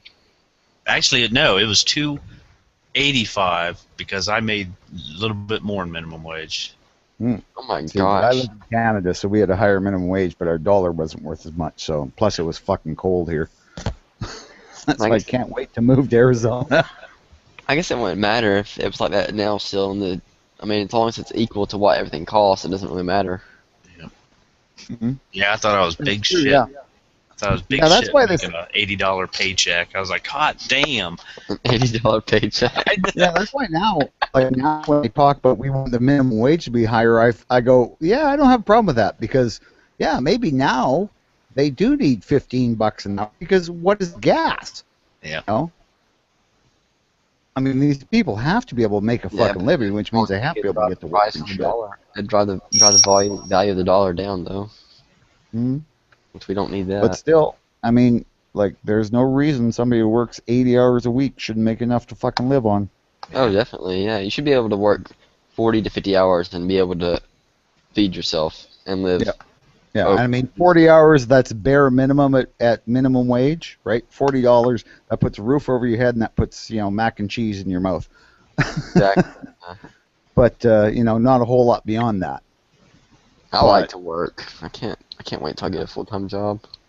You know what? I like to work, and from the time I think I was 13, 14, I had jobs like on the neighborhood farms and stuff. Hmm. And then at 16 is when I was young enough. I worked I was a delivery driver for the Dodge dealership in Brandon.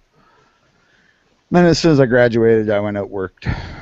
Well, actually, a year before I would spend my last summer holidays before I graduated, I went and worked for an electric company up north, and then as soon as I graduated, I went and worked for them. But yeah, and I was in the north making four and a quarter an hour working as an electrician's helper, Mm-hmm.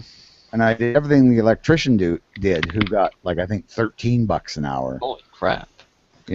So but like I mean, it was hard for me to get by. It wasn't that bad for the electrician. But this was living in the fucking north yet. Yeah. Yeah, it was fucking tough, man. If gas hadn't been so cheap and stuff, I mean, I had a '73 Dodge Charger with a 383 out of a police interceptor in it, and I Yes, had it is. a big 4-barrel on it. And it got like 8 miles to the gallon, and that was cool. I could still drive, 600 crazy. miles home on a weekend and back. See, That's- it would be virtually impossible for me to support myself with the job I have now, at least. Yeah. I make almost $9 an hour. Ooh. Yeah, that's not very good. It's a part-time job for school, Yeah. while I'm in school.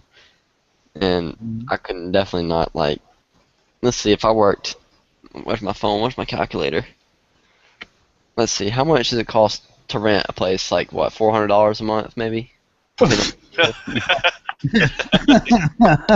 Yeah, 20 years ago maybe. Yeah. Yeah, nowadays, I mean, even a 1-bedroom apartment's gonna run you $1,000. So, Well, it depends. If you're in the city, yeah, but if you live in the middle of freaking nowhere, well, even if you're out in the middle of Hoboken, it's gonna be like $700, $800. Yeah. I think the Well- cheapest I've seen is around 600 around here. well, Yeah. the people that That's probably not some of my friends that I go to school with in college, they in our jazz band, he rents a house with one of his friends, but his parents own it, so they probably give him a good deal. But it's like $300 each. Yeah, I his think. parents own it though. It's 2-story house, Dude. $300 each. I think. Yeah, even so, his parents own the house. Probably just enough to make the mortgage payment. I mean, Right, If, and they pay utilities, I yeah, think. if it was somebody who had bought the house and makes some profit on rent, they would be, at least $200 more each. And that's a house. How do you find rent prices for just Google it? I guess I googled Georgia apartment I rentals. know what they used to be, and I know what I've heard friends say they are now. Let's see. Let's go to Redunculous. Hey, you see these two bikes on my or for my avatar or whatever? Yep. Which one of those would you rather keep? I like the yellow one kind of, but I can't really see the red one that good. Yeah. I'm thinking the yellow one. The yellow one just looks a little bit sharper, but I can't. The red one's kind of a bad angle too. The yellow Yeah. one's more of a cruiser. Yeah, the yellow one is a cruiser. It's an LTD. It's got a big bore kit, but it's got these stupid road runners on it, which I hate. You can always repaint it. And Okay. it doesn't have the good motor. You see, the red one's a J model. It's a year earlier, but it's got the bottom end of the red one is like you can put a supercharger on them and boost them up to like 300 horsepower, and they'll hold together. I Whereas got an idea. the yellow it. one, you can't. I got an idea. Keep them both. What's the one red one? A Suzuki? No, they're both Kawasaki's. They're Oh, both KZ1000s. Well, can't you just transfer the engine over? Yeah, I could, but That would require work. See, yeah, engine mounts in a different spot. I mean, we're changing the engines and everything isn't a problem. It's just that I don't like the way the LTD rides. It's a cruiser. I prefer the red. The red bike kind of rides more like a sport bike, but you're still at a reasonable, not bent over position. Right. But Okay, it so I'm looking at- handles. And I'm looking at apartments. Yeah. And I found one for 600 actually. This one's 600. Starting at Ooh. 600. So that's not too bad. So I was only like $100, $200 off. Yeah. Now, is that in the good part of town, or Yeah, I mean it where looks your nice. parents warn you not to go? No, the streets like it's a subdivision, like an apartment. Oh. That's right by the lake too. Wow, this is nice. I mean, I couldn't shoot or anything, but it's nice. Let's see. Well, yeah, you live where you like at your parents' house. You can just go outdoors and shoot. Oh yeah, I go out and blow I'd just stuff up. ask them if I could build a small house in the backyard. Oh God, no. How many acres you got? We have 8. See, that's all you need. No, but Mhm. like I was explaining earlier, it's not flat. It's not. That doesn't matter. I'm Yeah, not. it doesn't matter. It just means you got a really good backstop. I'm not gonna live beside my parents. Oh, trust me. You don't have to. 20 years you'd want Little to. house is on wheels. You can put it anywhere. That's just weird though. Right? You know, it's real easy. You get yourself a nice flatbed trailer. Find one, some construction guy's getting rid of it because whatever, he's changing the color of his truck. And just, 20 feet long. You build your little mini house on it. You can move it if you have to. Meanwhile, you just park it as far away from your parents' house as you can and just run a big long extension cord. They're gonna let me get free power. Well, you could tell them they can charge you for the power. If they notice their bill goes up at all, they can charge you the difference. That's okay. I'm Make not. sure a month before you leave, turn on lots of space heaters in your room. And just don't mention them; they're running. No, my dad would notice. Trust me, he keeps up that kind of stuff. He'll notice if it goes up Yeah. $10. He'll be like, "Power bill went up $10 last month. You better watch power. Keep your lights off." Power bill.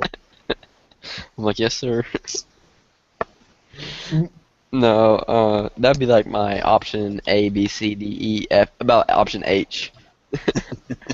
Yeah, for sure. Eh? I would join the military and go off and go to war before I do that. Possibly, probably about the same likelihood.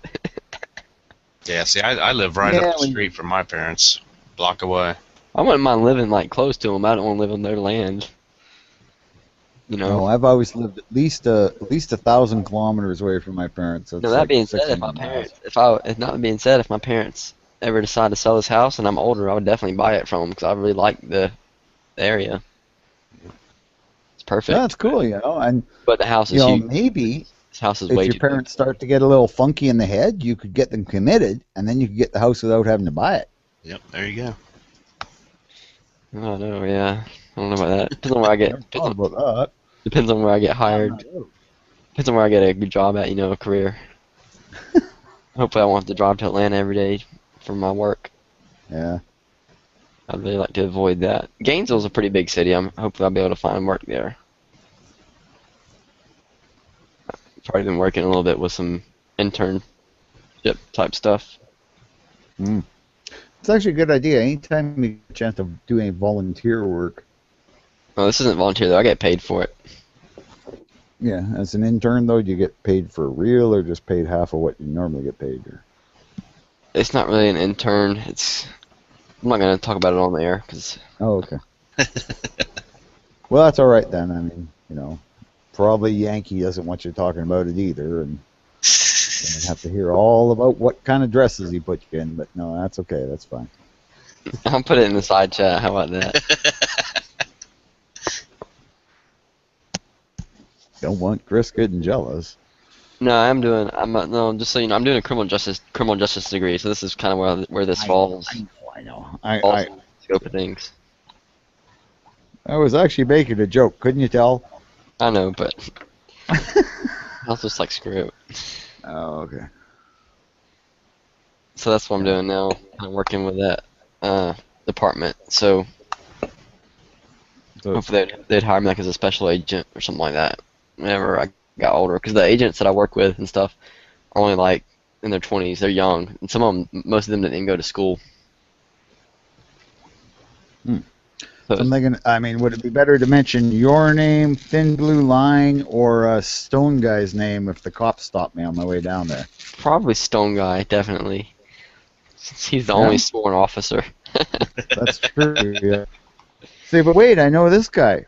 You Well, probably I can, know his nickname on YouTube. Or his channel name. It's Stone Guy. But no, he's a cop, really. He's not a cop anymore anyway, so it doesn't matter. I thought he was still. No, he doesn't. Oh, I'm not did gonna he say finally what he find does out on about there, the girls in his basement? but he doesn't. He's a businessman now. Let's put it that way. Oh. Why do you think he wears that nice fancy suit all the time with those loafers in his videos?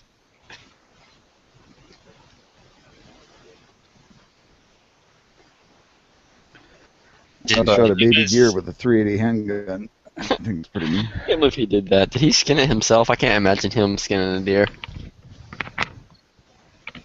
He seems like too much of a city slicker to do No, something no, like I that. can't. Yeah.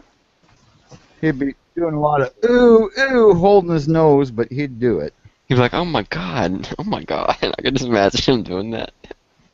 Did you guys get tagged on Instagram by G-Webs earlier? No, why? Because No, I missed that. Why don't yeah, Instagram? he had What's- tagged me with Yankee Marshall's picture. He had asked, "Do you agree with Yankee ever?" A bunch of these people are commenting on it.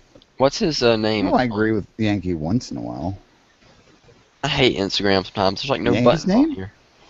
Marshall, isn't it? Yeah. How do I freaking get to the search function on Instagram? Um. I'm gonna have to turn on my screen share because I'm I not thought using. Yankee's first name was Marshall. No. Oh, his first name is David. It's Yeah. on his freaking Hangout thing. Right, All right. David Marshall. That's his name. No. That's not his last name either. But anyway, he doesn't care. He doesn't. He doesn't. I mean, he doesn't. Obviously, people don't go There he around. is. People don't go around like saying their full name all the time. But he doesn't necessarily hide it or anything because he's been in law enforcement and everything else. It's not hard to find if you really wanted to, anyways. See, I know on the phone, if you've got that little star thing with the circle in it. Yeah, see, that's why I'm used to doing it. I'm trying to do it on the computer. All I see is my account name right here, and that's it. And then this home button, it just takes me right back here. Digital What do profits you with want to post. know about him? Where do I go, like, to the search bar? There's like nothing. Search for what? What are you doing? Find Um, it on Instagram. Instagram. Oh, here we go. No, this is just my profile. You guys like my profile picture? I don't know how to blow it. How do I blow it up? Head gummit. I'm not used to this at all. Oh, that's my email address. I better go back. Well, I might run up with my full name here in a second. Where is the search Hit the bar? home. Hit the home. It is the same. It takes me back to where I was. Just look. Anton, how many darn? I don't know. That's why I always do it on the phone. I don't do anything on That's the. so unuser friendly. Daggum kids and their technology these days. I did some color film in magazines. You want to see them? Where's it at? I'll just go to my profile. They look kind of bad. It's alright. You see it? Yep. Square vibrators? No. A vibrator that goes all the way to 17. Oh wow. No, I just didn't color fill, but there was a little bit of pastiness right there. You can see it. Yeah. Where I had left over. I didn't use nail polish. I used like model paint, for, like model cars. Acrylic. I guess so. It's testers. If you don't know if you've ever heard of them. Yeah. Actually, Walmart doesn't sell testers anymore. That's where I got mine. It's like a few months ago. Yeah. Ours did away with it. I had to actually go to the arts and crafts section of Walmart and get some, acrylic paint from there. Yeah. I got some primers yesterday and some 22 ammo.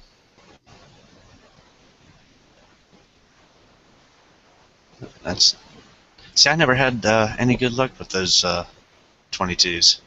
Really? The Zagila? I've used the Interceptor, which is similar, but these are their other high-powered ones.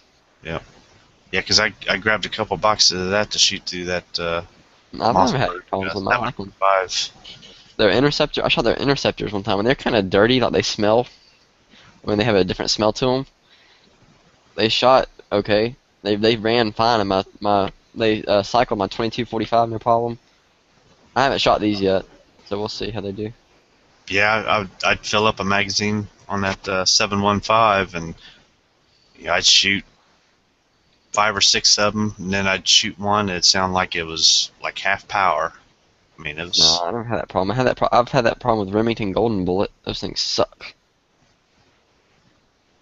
These are my bullets I powder coated. This is before they've been baked on. And they're still. And that seems to be working. That powder coating Oh them. gosh, yes. It's just as good as jacketed. I love it. Holy fuck. Who would have Yeah. figured? Well, that's what they do when you buy the lead bullets from these online websites. You can buy coated lead bullets already. Mm. And, I just buy factory shit. So That's what they do. Is they coat it. They don't powder coat it. They use like a moly coating almost, similar to powder coating. And I do get a little powder coating residue in my barrel, like you can see streaks of it, but it cleans right out, no problem. So it's tough stuff. You shoot it to the gun, you go pick up the bullet you shot, it'll still be red. Huh. Yeah, you can take it and you can flatten the bullet with a hammer completely flat, and Yeah. it'll still be all one color, all solid. Huh. Yeah, you can't. It's tough. It's tough stuff. Bakes on at 400 degrees, or yeah. So you do that in the oven. Yeah, I got a toaster oven just for that. Yeah. Yeah, little convection oven. That was the most expensive part of the whole thing. It cost me about $50. I tried to find one. I tried to find. For your mom. Huh? Convince your dad your mom needs a convection oven. We have one. It's a big one, but we cook our food in it There as you well. go. Then why did you have to buy your own? 'Cause Oh, I'm you're not- a 1%er, aren't you? Because I'm not putting bullets and lead and powder coat in the oven. Yeah, we eat yeah. out of. My mother never complained when I baked on an enamel paint finish on a gas tank. Of course, she never knew I was doing it in the kitchen stove, but I did. Exactly. Thought you never complained. Yeah. I know people who use their stove to melt their lead and cast off of it. And they eat off of it too. I mean, of course they use they're using a different pot to cook their food. Yeah, so. still, but still, they're hillbillies, so who's going to notice the difference? I guess so. I know some pretty people who do that who are pretty normal. Yeah, but their kids are getting stranger every generation. I'm already strange. Yep. I can't find the freaking search bar on Instagram. This is pissing me off. Trying to log into Instagram, and I'm not even. Why don't you go log in and tell me how to find it? I don't even know what Instagram's about. It's like, Apparently, it's like you can send pictures out there onto the ether webs. yeah, it's just for posting pictures, pretty much. Oh, that sounds kind of stupid. Yeah, I only made one just because. Actually, I actually made one because there's this girl. If you're a porn star, I could see, that would be kind of cool because you can drum up business, but. Oh, I bet it's good for those Hollywood bonehead types. Brain dead fucking phony balonies. I'm trying to go to the Instagram help, and I'm seeing about how to find the search bar that's not on there. Don't laugh at me. I'm glad I'm not into all that shit, man. So can't wait to go to Arizona. Yeah, it's gonna be warm in the fucking winter. When are you going? I don't know, probably January, February, something like that. Are you going to see Chris? Probably, yeah. G-Web's told me about a campsite that's right next to a gun range, so I'm just like, fucking A. Like, yes. I'll just park there, and it's kind of in between all of them, so. You think it's gonna convince you to move down to the U.S.? Oh, hell no, I'm never. No, I lose my healthcare if I move down there. I have to come back home every, 3 or 4 months. Ah, bummer. But I don't have to come home for a week or so I just fly back. Stay there, I'll just do the Las Vegas thing because it's really cheap flights. Right. Hang on, I gotta use the bathroom. Okay. I'm trying to reset my password on here so I can get in.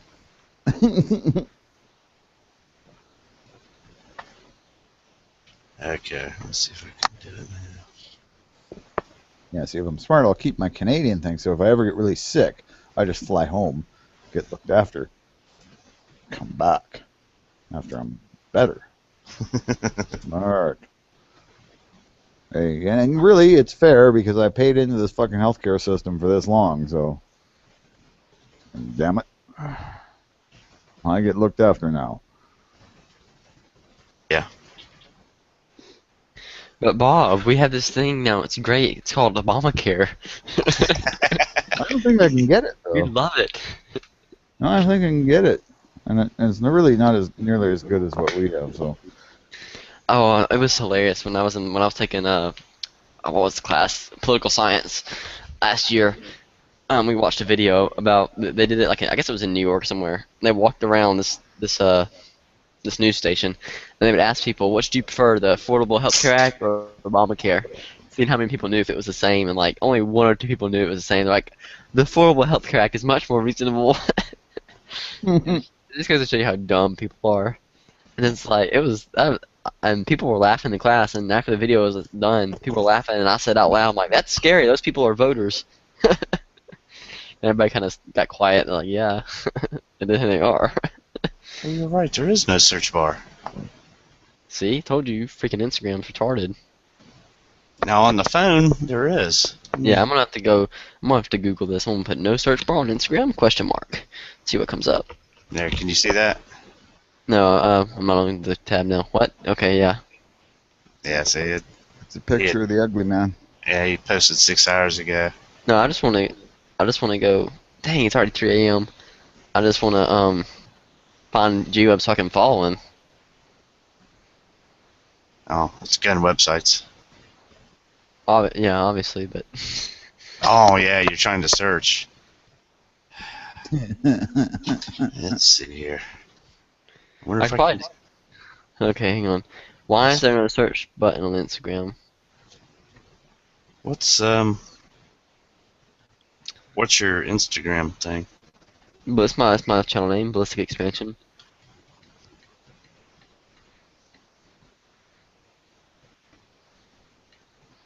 Dang it! Now I'm stuck on the freaking help page. How do I get off the help page? It won't go back to the home.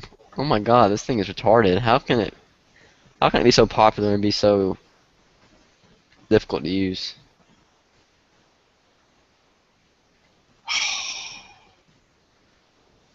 Here, I'll send you a link to my channel on there. I was gonna say I changed my password and now That's my profile.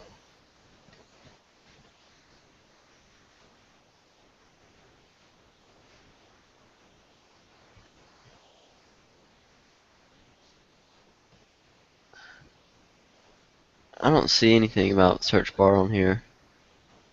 This is ridiculous. I'm just gonna go to YouTube, and I think G-Webs puts his Instagram account link in the bottom of every video. If I'm not mistaken.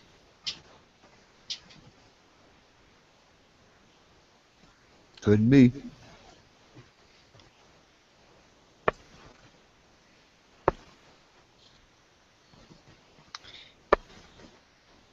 Let's there see. you go. Gotcha. Oh, did you follow me? Yeah. Oh, look, that's my account. Oh. Items loaded. Search. All right. Let's see here. G-Webs. Weird.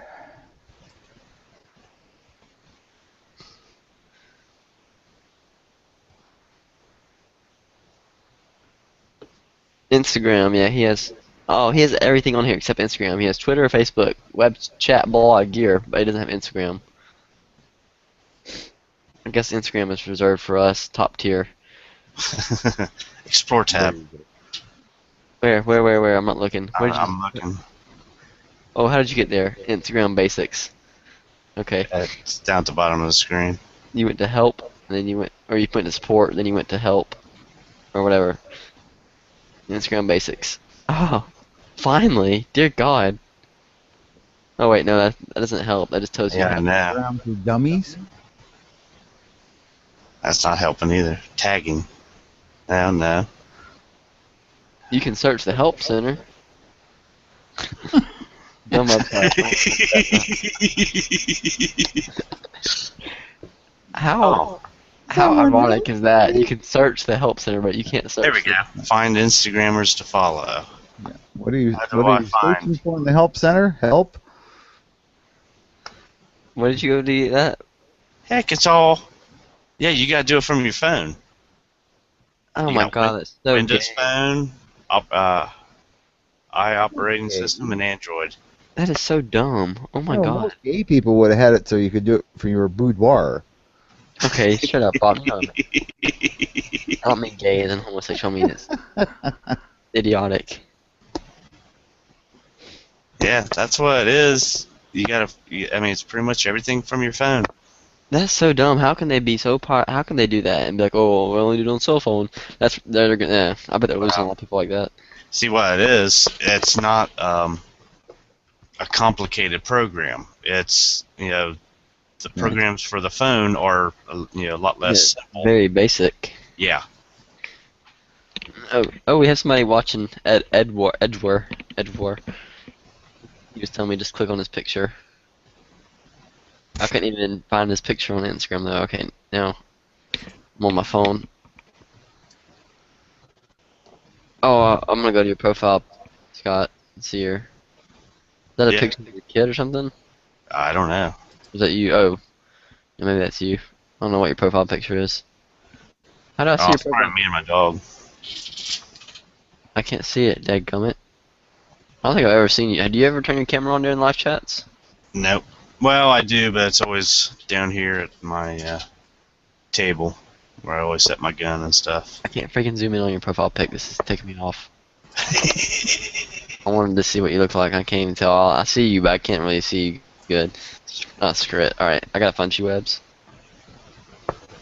How do I do this again on the phone? Oh, you're on Which the button is it? phone? You The to little. the Yeah, I'm on table. my phone right now. Okay, if you're on your phone, Huh? down at the very bottom, there's a little, like a star type thing with a circle in the middle. Tap on that, and it says Explore. Oh, here we go. And then you got the little magnifying glass on top. Tap that, and you've got two tabs, Users and Tags. And if you tap on Users, you just type in name, gun yeah. websites. Here we go. Oh, I found him. Ah, yay. You got a lot of followers. Almost Yeah. 2,000.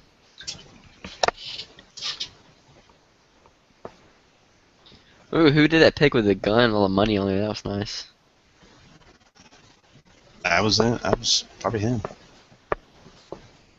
Oh, he did all these pictures. Wow. Ew, that thing is ugly. It's like a LCP. Yellow. Or an LC9. And I tell you another one that puts out a lot of good, nice gun pics, and that's Oil the Gun. Okay, yeah, I know who he is. On YouTube side of things. I've heard of Yep, him. yep. I think I'm subscribed to his channel, but I don't know if he's put out any videos recently. And then another one would be House of Guns. Did you see that picture yesterday that Robbie posted on the homepage? It was like G-Web's like office. No. Yeah, it was like all his computers and stuff. I'm like, where did he get a picture of that? Oh, yeah.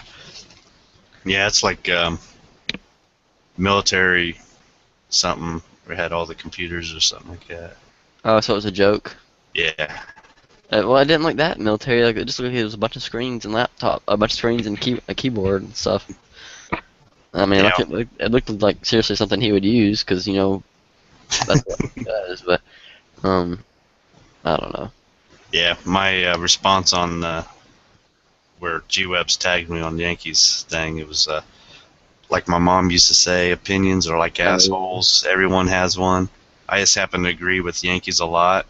His opinion, not his asshole. Just wanted to make that point. Look at what the guy Blue said. That's And funny. it's been a long time ago.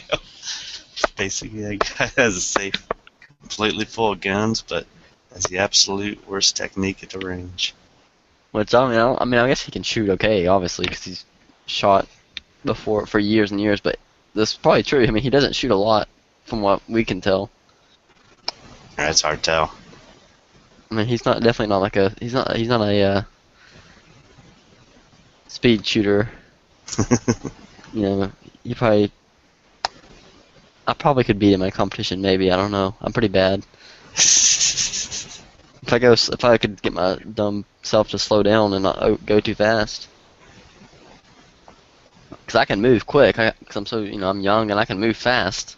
I just can't shoot fast. Yeah. When I say shoot fast, I don't mean, pull the trigger fast. I mean, shoot well fast. Yeah, here's oil of the guns. Yeah, I'm on his Pictures. page now. Okay. Well, I followed him actually. Where did Bob go? He just left. Oh, did he leave? Yeah. That no good rotten Canadian. Can't trust him for nothing. You get back on House of Guns, I'll show you his. You can't even see your followers and people you're following on the computer. The people I'm following? You can't see it from, No, I'm saying Like- I'm talking about I'm on my Instagram page right now on my computer to see if I can zoom in on some of the pictures, and you can't even see the feed. Oh yeah, you can. You can't see the pictures. You can't see. Oh, hang on. You can't go to somebody's profile unless they post something and you click on it. Hmm. Here we go. Now I'm talking. oh, look at that. House of Guns posted a FNX. You keep your hair cut short, don't you? Yeah, well, I try to. Look like a firefighter. That's how all the Yeah, that's right. firefighters cut their hair. Is that what you do? Are you a firefighter? No. Oh. Trust me, no. Oh, you have a brace for oh, that's a cheek pad for your AK. Yeah, cheek pad. Which one is that? Is it a Stava? Yeah, the OPAP. Yeah, I thought so. You can tell by the furniture. It's usually pretty light colored, and I don't know. You can just tell. Actually, yeah, that came unfinished too. That's nice. Cheek pad. You getting cheek slapped? Oh my gosh, I thought I was gonna get. I've never shot an AK, so I haven't experienced that. I don't see what the big deal is. Like, Well, see, you're not supposed to rest your gun on the stock, anyways, are you? well, yeah, I mean, the video that the one guy posted on the OPAPs was saying pretty much almost everybody gets it, and he was showing a technique of pulling the gun up to you, not going down to the gun to look through the sights. And I was trying that and everything, but I was still getting cheek slapped. Just use your front sight. No. Yeah. You can technically do that to about 30, 40 yards. Not have to worry about it. Yeah, I mean, I thought I was going to have one hell of a nasty bruise. Holy crap! It was 14 degrees, negative 14 degrees. Oh, that was last year during the winter. What state are you in? Ohio. That's what I thought. I was about to say Ohio. Yeah, it gets cold up there. The guy I actually shoot with is from Ohio. There. Oh, really? Yeah, he's an engineer. I don't know if you know anybody who's an engineer. Nah. I know my instructor, my CCW instructor. He does the it's either the IPDA matches or he does the Mm-hmm. ones that you do. But Just PSA. I know he travels around all over the place going to. What was DB talking about the other night about something you and knowing somebody in Georgia, or I couldn't understand. I was confused. He might know my cousin or something like that. Oh, he knew your cousin in New York? No, Georgia. Wait, so are you from here originally? No, Your cousin is, though. not originally. She moved Oh. down there like I don't know, 20 years ago. Oh. So y'all could be related. Well, he has a girlfriend, actually, but DB does, I'm pretty sure. Yeah, it's a girl that his girlfriend knows. Oh, okay. Oh, it's going to be a three-way, huh? But he was saying that the girl was in her 30s. I was like, well, maybe it's my cousin's daughter or something. Hell, I don't know. He didn't tell you, you didn't tell her name, or he didn't tell you her name? He didn't know her name. Oh. I guess I kept throwing names out there for him, but he's like, hell, I don't know. yeah. Just here's my name. If ask her, does he have a Harley? Does he, live in, up in Ohio and this and that, and see if see if it's her. Yeah. What's up, Chris? What up? How's it going? Hey, Chris. Did you see my powder video I made? I tagged you in it. Oh, I haven't seen it yet. No. I made a video. I tagged you in Gun Channels. It should be on your updates. Go Hold watch it. There's no audio. You don't even have to turn on the audio. Oh, here we go. I don't look at my stuff often enough until it starts bothering me. Should. Hold on, give me a second here. Did you find any powder yet? No. Damn. There was one guy who posted on one of my videos, commented on one of my videos, and he said he was gonna he was gonna hook me up, but I haven't heard from him. I sent him two notices already. So he said here's a North Phoenix and he's got some pistol powder. It's like, okay, what do you want? It's like, Maybe he decided not to. Maybe he's like, maybe he had to keep it.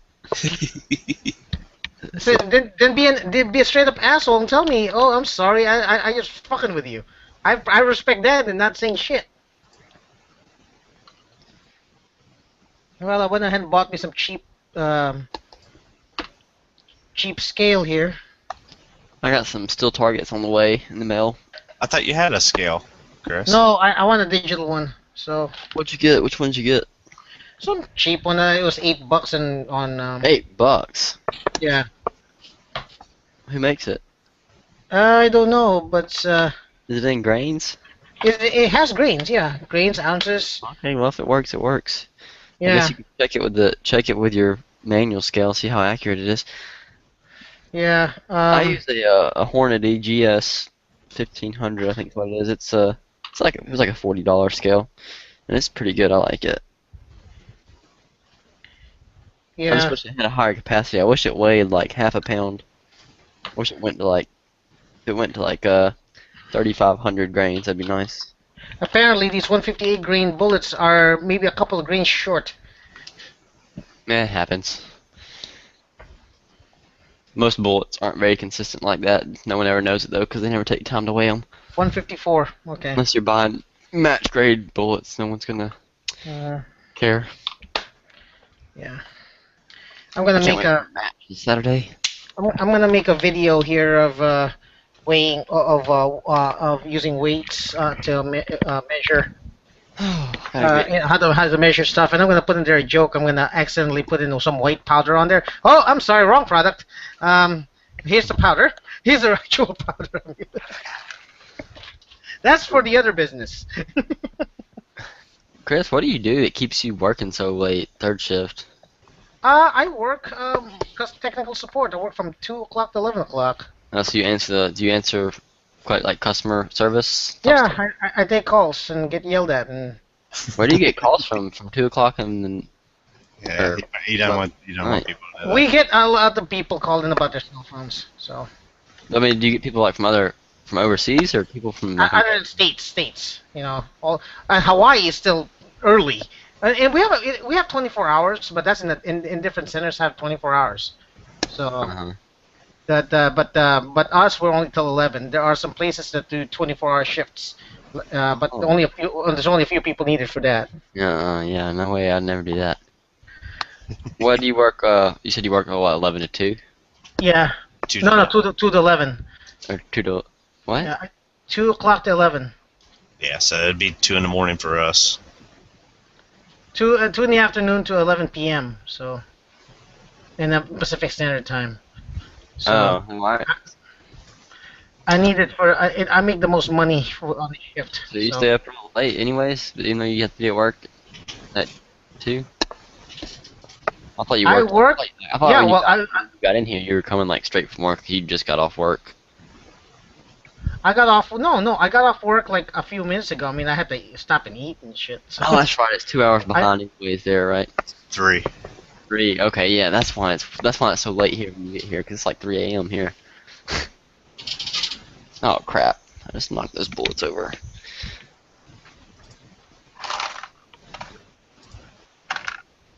I really need to get back on my sleep schedule. I'm not even tired at 3 a.m. I took a nap today though. I came home from church and I was like, I'm gonna cut the grass. It was beautiful outside today. It was like in the 60s, 70 degrees, cool, breezy. I was sitting here in my bed with my computer on. My window was up. I could hear the birds, whatever, and it was wind blowing through my room. Next thing I know, I wake up and it's like 8 o'clock. I'm like, Dad, gummit. Like, son of a. Yeah, it's 43 degrees right now. Ooh, no, dang, that's cold. Cold for this time of year, at least. I like that. I mean, I like that kind of weather, but dang. I'm actually looking into what do you call this? I'm looking into loading 30 carbine. Ooh. I need to do my biology quiz. Not due till Tuesday, but I'm gonna go ahead and do it now.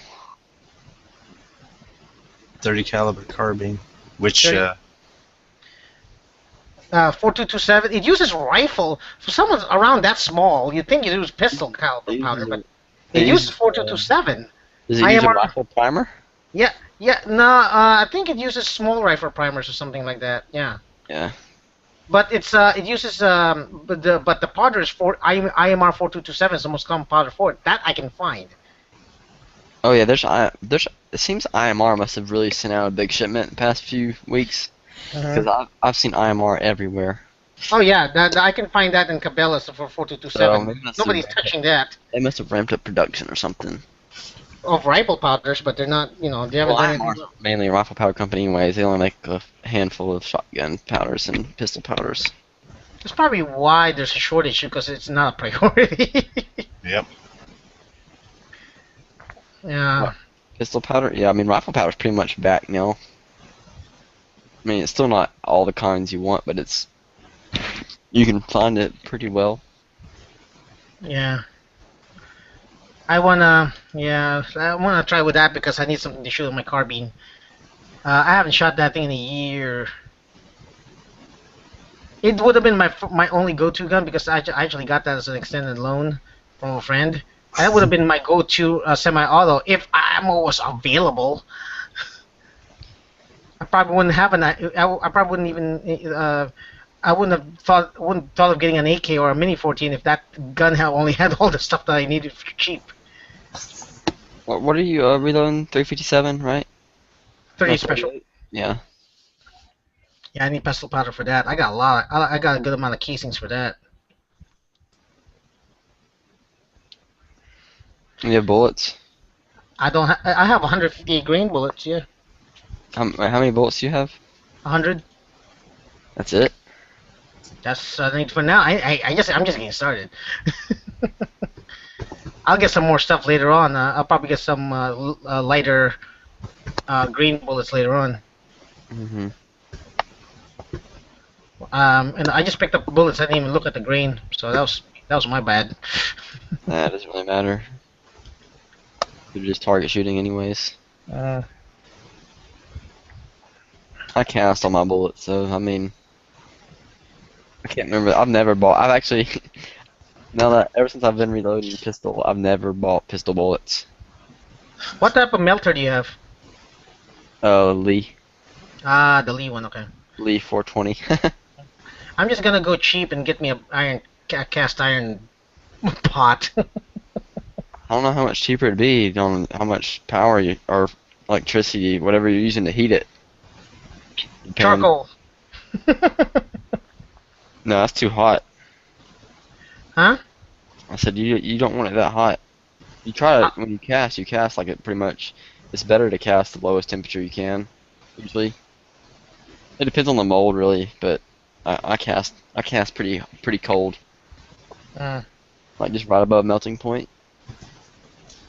I'll keep it above, get a grill or something, or I can use I'll use a propane cook stove. Those people do that. That too, yeah, exactly. I'm gonna get a Coleman stove. That's more something you should do. I wouldn't do it with a fire. Yeah, Coleman stove. So. Yeah, you could do that definitely. That's cheap. In fact, hell, I might as well start with a ladle and a candle. Hey, that's how I did it because I was like 13 when I got my first black powder I got my black powder 44, and I got the bullet mold with it, and I took a spoon from the kitchen, Mhm. and I would take 22 bullets, and I would put them in that spoon, and I'd take a propane hand torch, and I would heat them up and pour them. Made about 100 bullets like that. Well, not 100, probably about 50 or so. Nice. I need to get a mold first. I need to get a source of lead.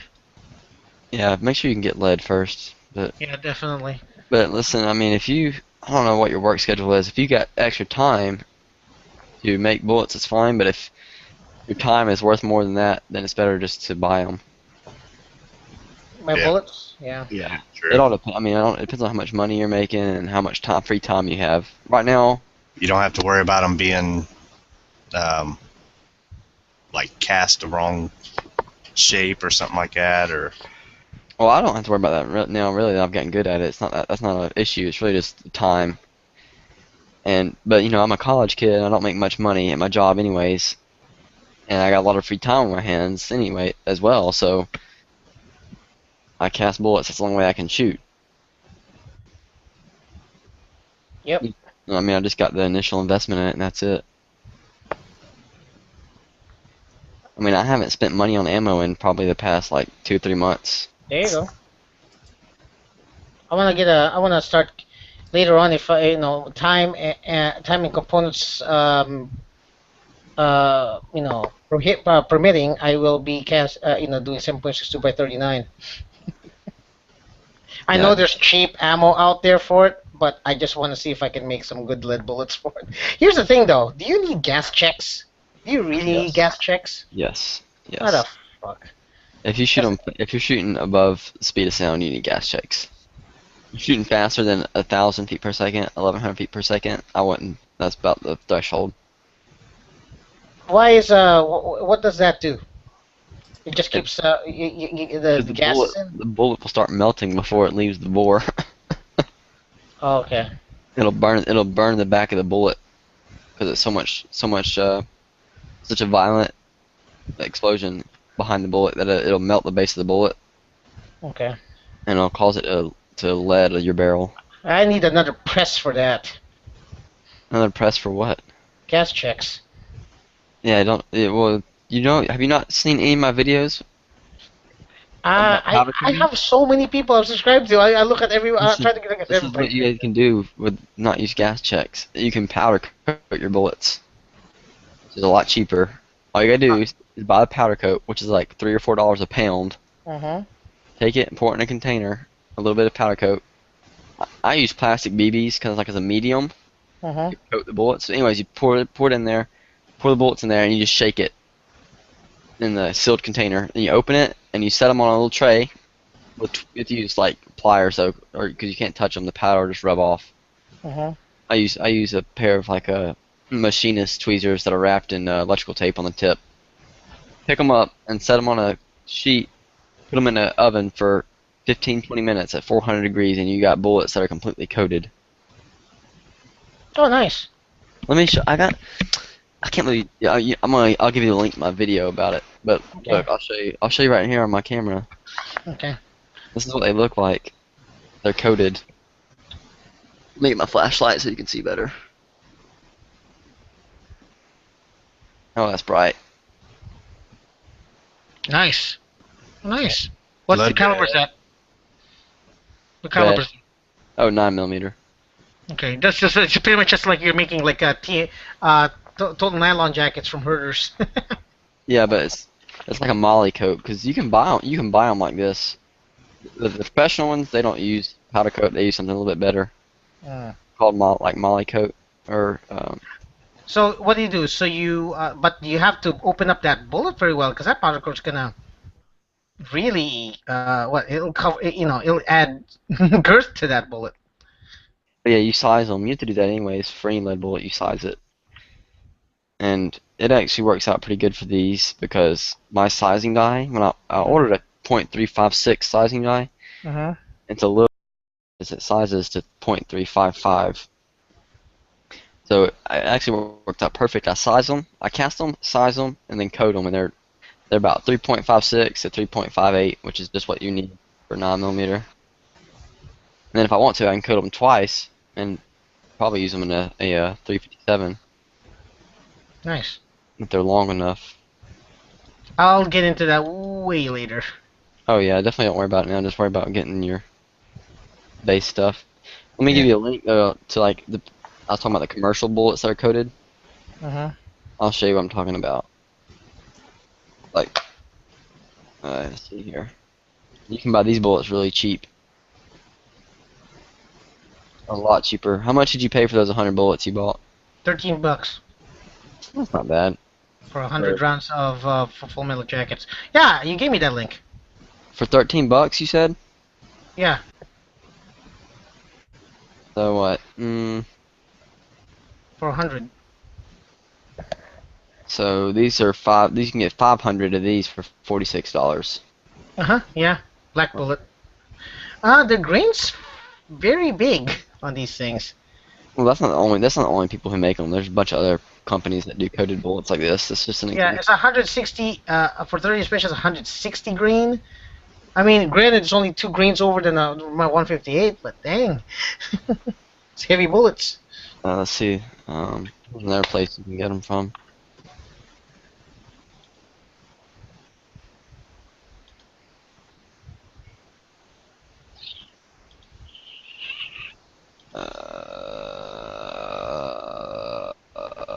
Here we go. They sell this. Oh wow, they have 250 bullets for 20 bucks. That's pretty good. Where? Right here. Blue bullets this time, huh? Yeah, it's just different. Same top coating, just different color. 125 grain. Oh, that's not bad. Yeah, that's And good. I'll save that. Blue bullets is what the guy that I shoot with. He's the A-class shooter. That's why he shoots a competition. He shoots these and black bullets. 250 bullets for 21 bucks. Beautiful. For 147 grain. Nah, I got a source. All I need now is powder. Yeah. So you really don't need to cast bullets unless you plan on shooting high volume. Yeah. On that video, the 10-second video did. You know what?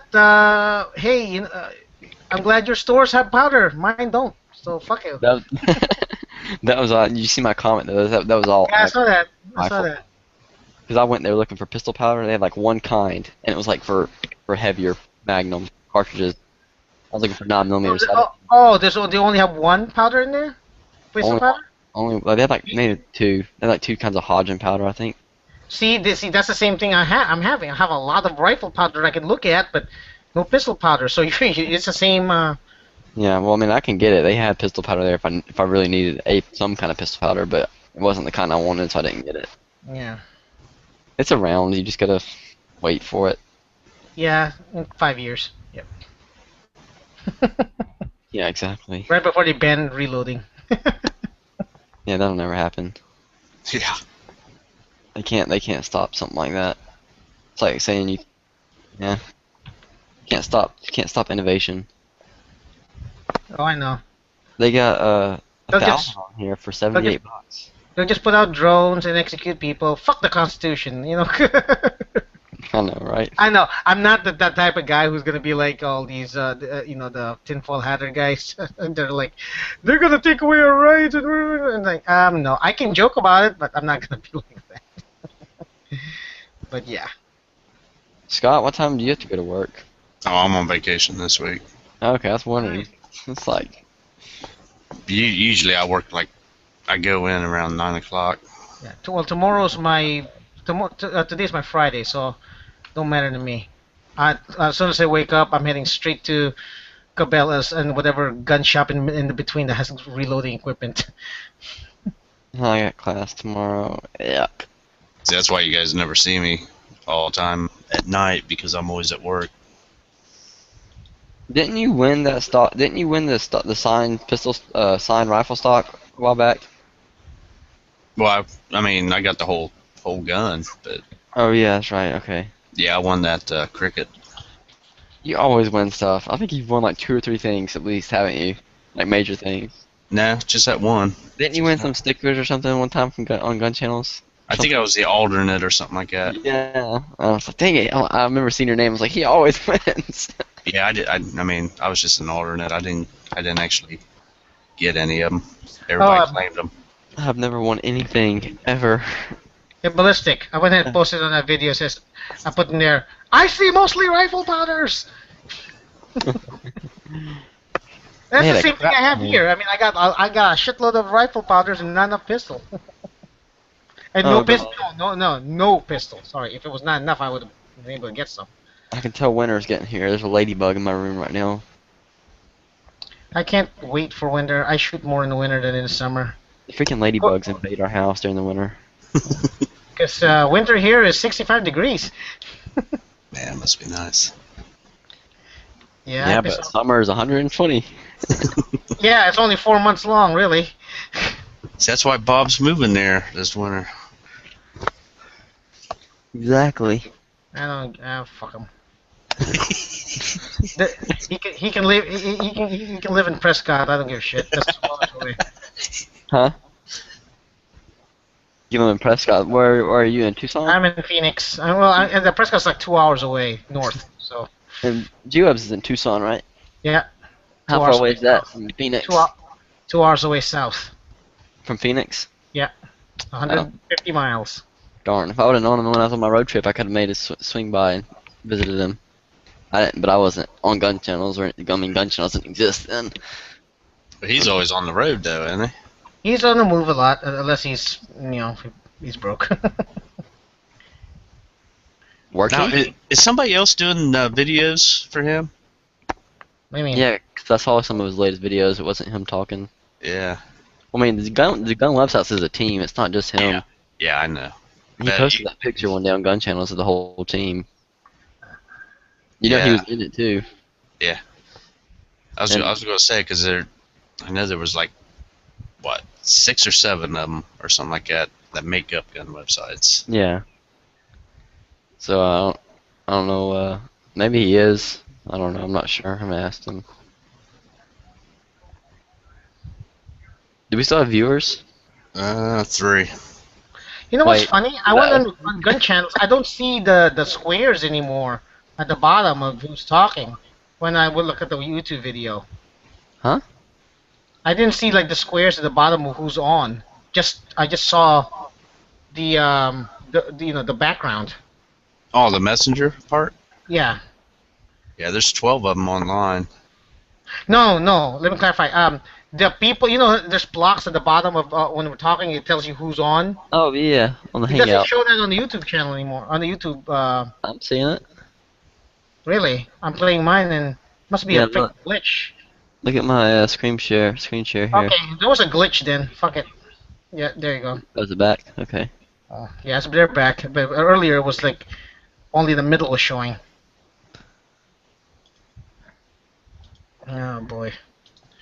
Yeah. Well, all I can do is all I've done so far is D prime. I don't even. I need to get that. I need to get dice for something else though. I don't know. Maybe I could either do 30 carbine. If I go to Cabela, if I can find a 30 carbine brass, which is fucking expensive, which is hard to find, 30 caliber bullets. Hey, I gave you that blue bullets. You should just use that. Hold on. Let me go to the blue bullet. Let me see if they have 30 caliber. So give me a second here. Oh, you're talking about 30 carbine. Sorry, no, they don't. They only have pistol They bullets. don't? Yeah. Okay. Most of these places like that only do pistol bullets because pistol bullets are a lot easier to cast, and they don't have to be as perfect. Yeah. Black bolts doesn't even have that either, huh? Go to oncefiredbrass.com and look for 30 carbine brass. Hold on. Oncefiredbrass.com. Yeah, they're always getting different kinds in there. They don't have like a set stock. It's always different. So they may not have it.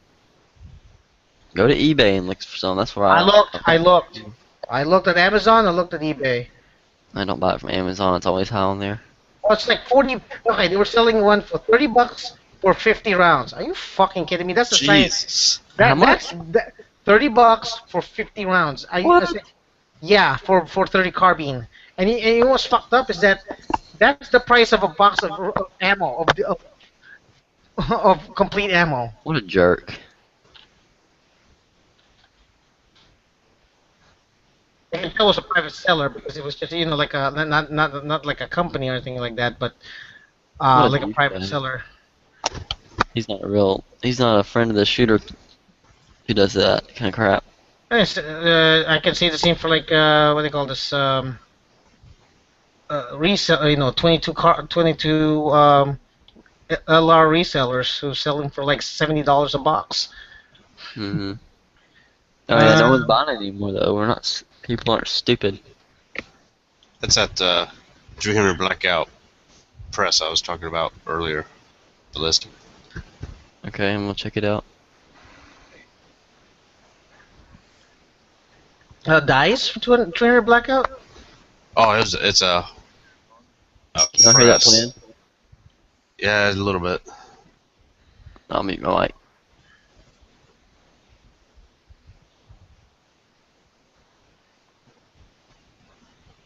Yeah, it's what Okay. I forget what press it was, but You don't have Remington, no Remingtons.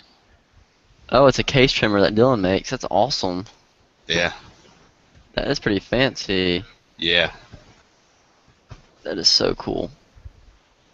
Oh, so he has a case feed and everything. That's like probably like a little over like $1,100 sitting right there.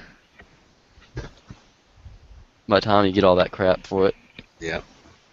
or close to 1,000, around 1,000. I can't remember how many presses do you have in there? Like 3? What stations? Oh, there's 5. Yeah. There's 5 5 stations. Yeah.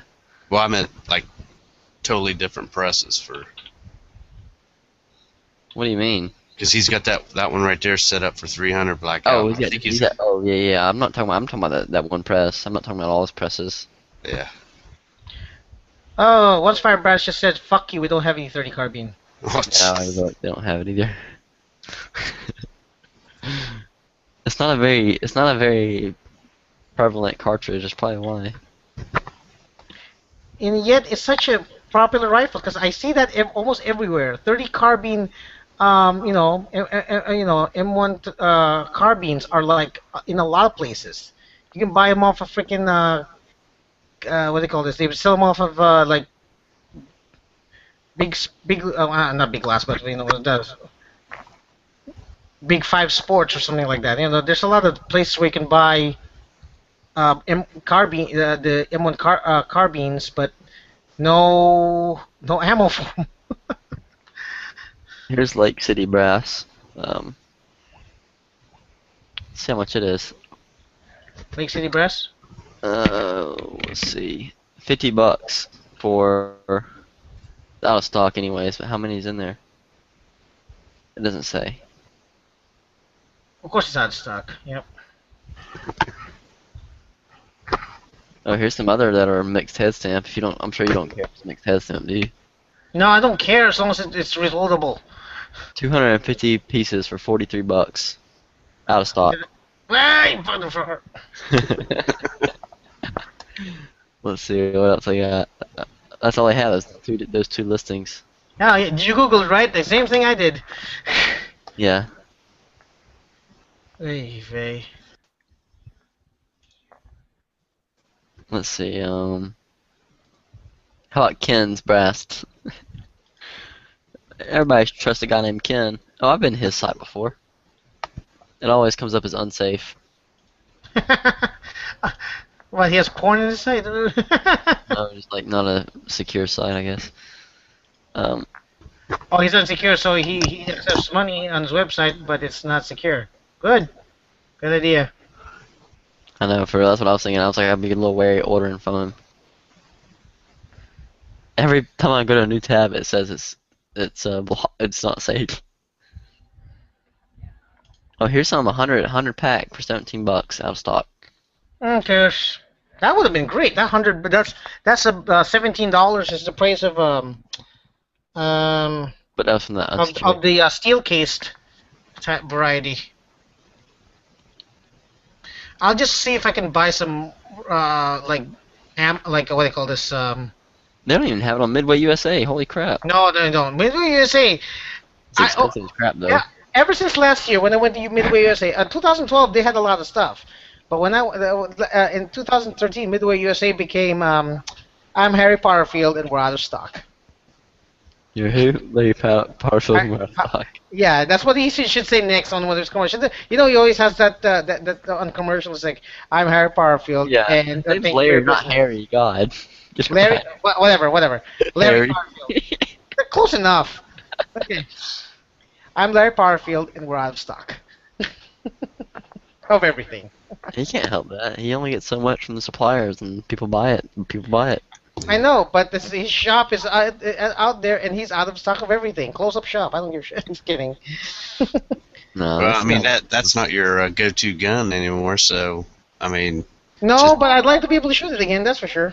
yeah, you'll probably just have to buy a box here and there whenever you see it. Yeah, what I'm gonna do is this. I'm just gonna bite the bullet, spend $35 and buy like brass ammo, like complete ammo, shoot it, then reload it. Now I gotta buy bullets. I Why think don't you make a mold out of newspaper to pour your own brass casing? Wow. The furnace. Melt the brass and pour it. That's Then $35 a box. Then drill each primer hole. Yeah, it's $35 a box of 50 of brass, 30 carbine ammo. Damn. $17 for a box of 50 steel cased. I wonder how much. I wonder what it's like. I wonder what it looks like when they make brass. I've never seen it before. You know what I'd like to do? I want to do this. I want to be the first person to make a what do they call this? What do they call that dye that pops the primers? Resizing dye. Yeah. Okay. Deep I want prime to and size. Okay, I want to be the first person to do a resizing die with 2 prongs. You know why? That's for Berdan primes. It'll pop up How would that Berdan work? primers. Wouldn't have to be. It wouldn't have to be a punch, like a circle punch. The only difference, no, there's 2 holes for Berdan prime. I always forget that. I've never seen one. Like you've explained it to me, but I've never seen one in person. It's hard for me to visualize. The difference between a regular prime, case, it has 1 hole in the middle, one what they call flash hole. A Berdan prime is 2 touch holes, and the anvil is already on the casing. If you look at the Berdan prime, they don't have Oh. anvils on them. Dang, You- I see it now. That's So- weird. So I want to get a casing that has, a resizing die instead of one punch. Put 2 punches in there. They'll punch. I'll punch out the Berdan prime and start Wait, so reloading. are there 2 holes in the brass or in the? There's 2 holes on the casing. Yeah. Oh, okay. So does that cause problems when you use a regular boxer primer on it? Yeah. If you use boxer primer on it, because the first of all, you have to take off the anvil of a boxer primer. About when you deprime if you deprime the brass that's had a Berdan primer in it, it still has 1 flash hole. No, it has 2. So then, can you use boxer primers? You can, but you have to take out the Bring it. anvil. You have to take out Cut the it. anvil. Yeah. Oh, okay. Let me see. This is what you're talking about now. Because there's an anvil in the and the anvil's already It's encased. this right here. That little raised part is what activates the primer. Yep. Oh, that's dumb. Look, they converted it to boxer. I don't know That's a what the pain in Russians. the butt. I don't know what the Russians were thinking. It's like, let's put the Probably let's quicker put manufacturing. yeah, Probably quicker and cheaper. let's put the anvil in the casing.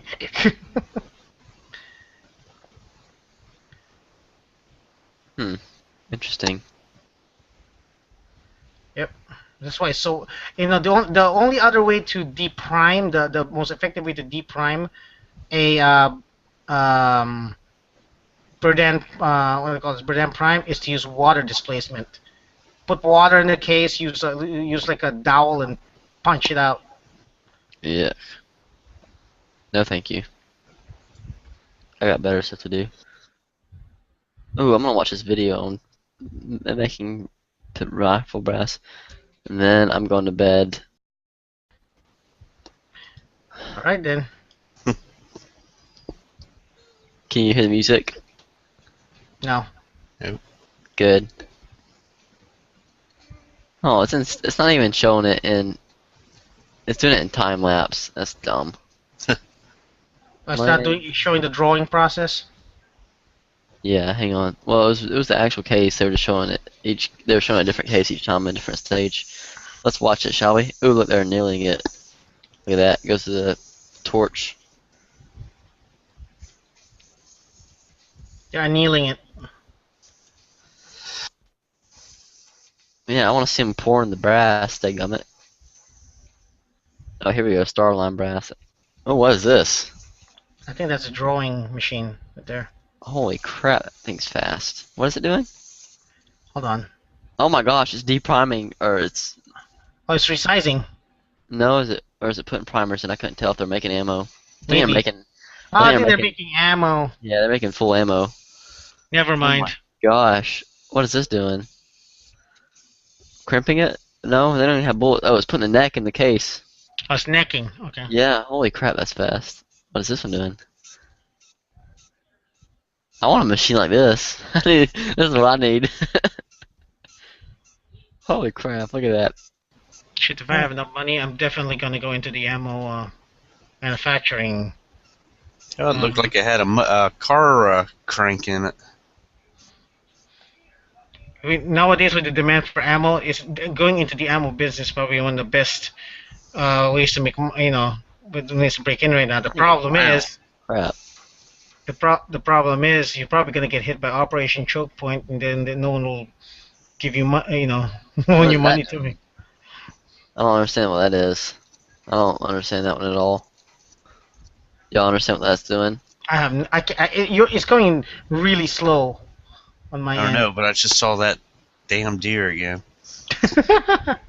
You're gonna be seeing that when you close your eyes tonight. I know.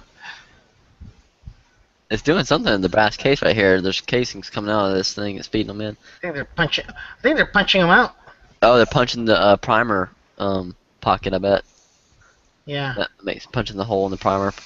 Because that makes sense. Because when you look at a primer pocket from the inside of the case, it's burred towards the bullet. That's tumbling right there. Yeah. And then I don't know what they're doing there.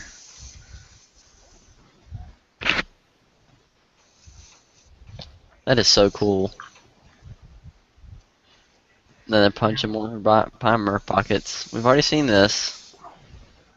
What is that doing? Annealing, I think. Is that the raw brass?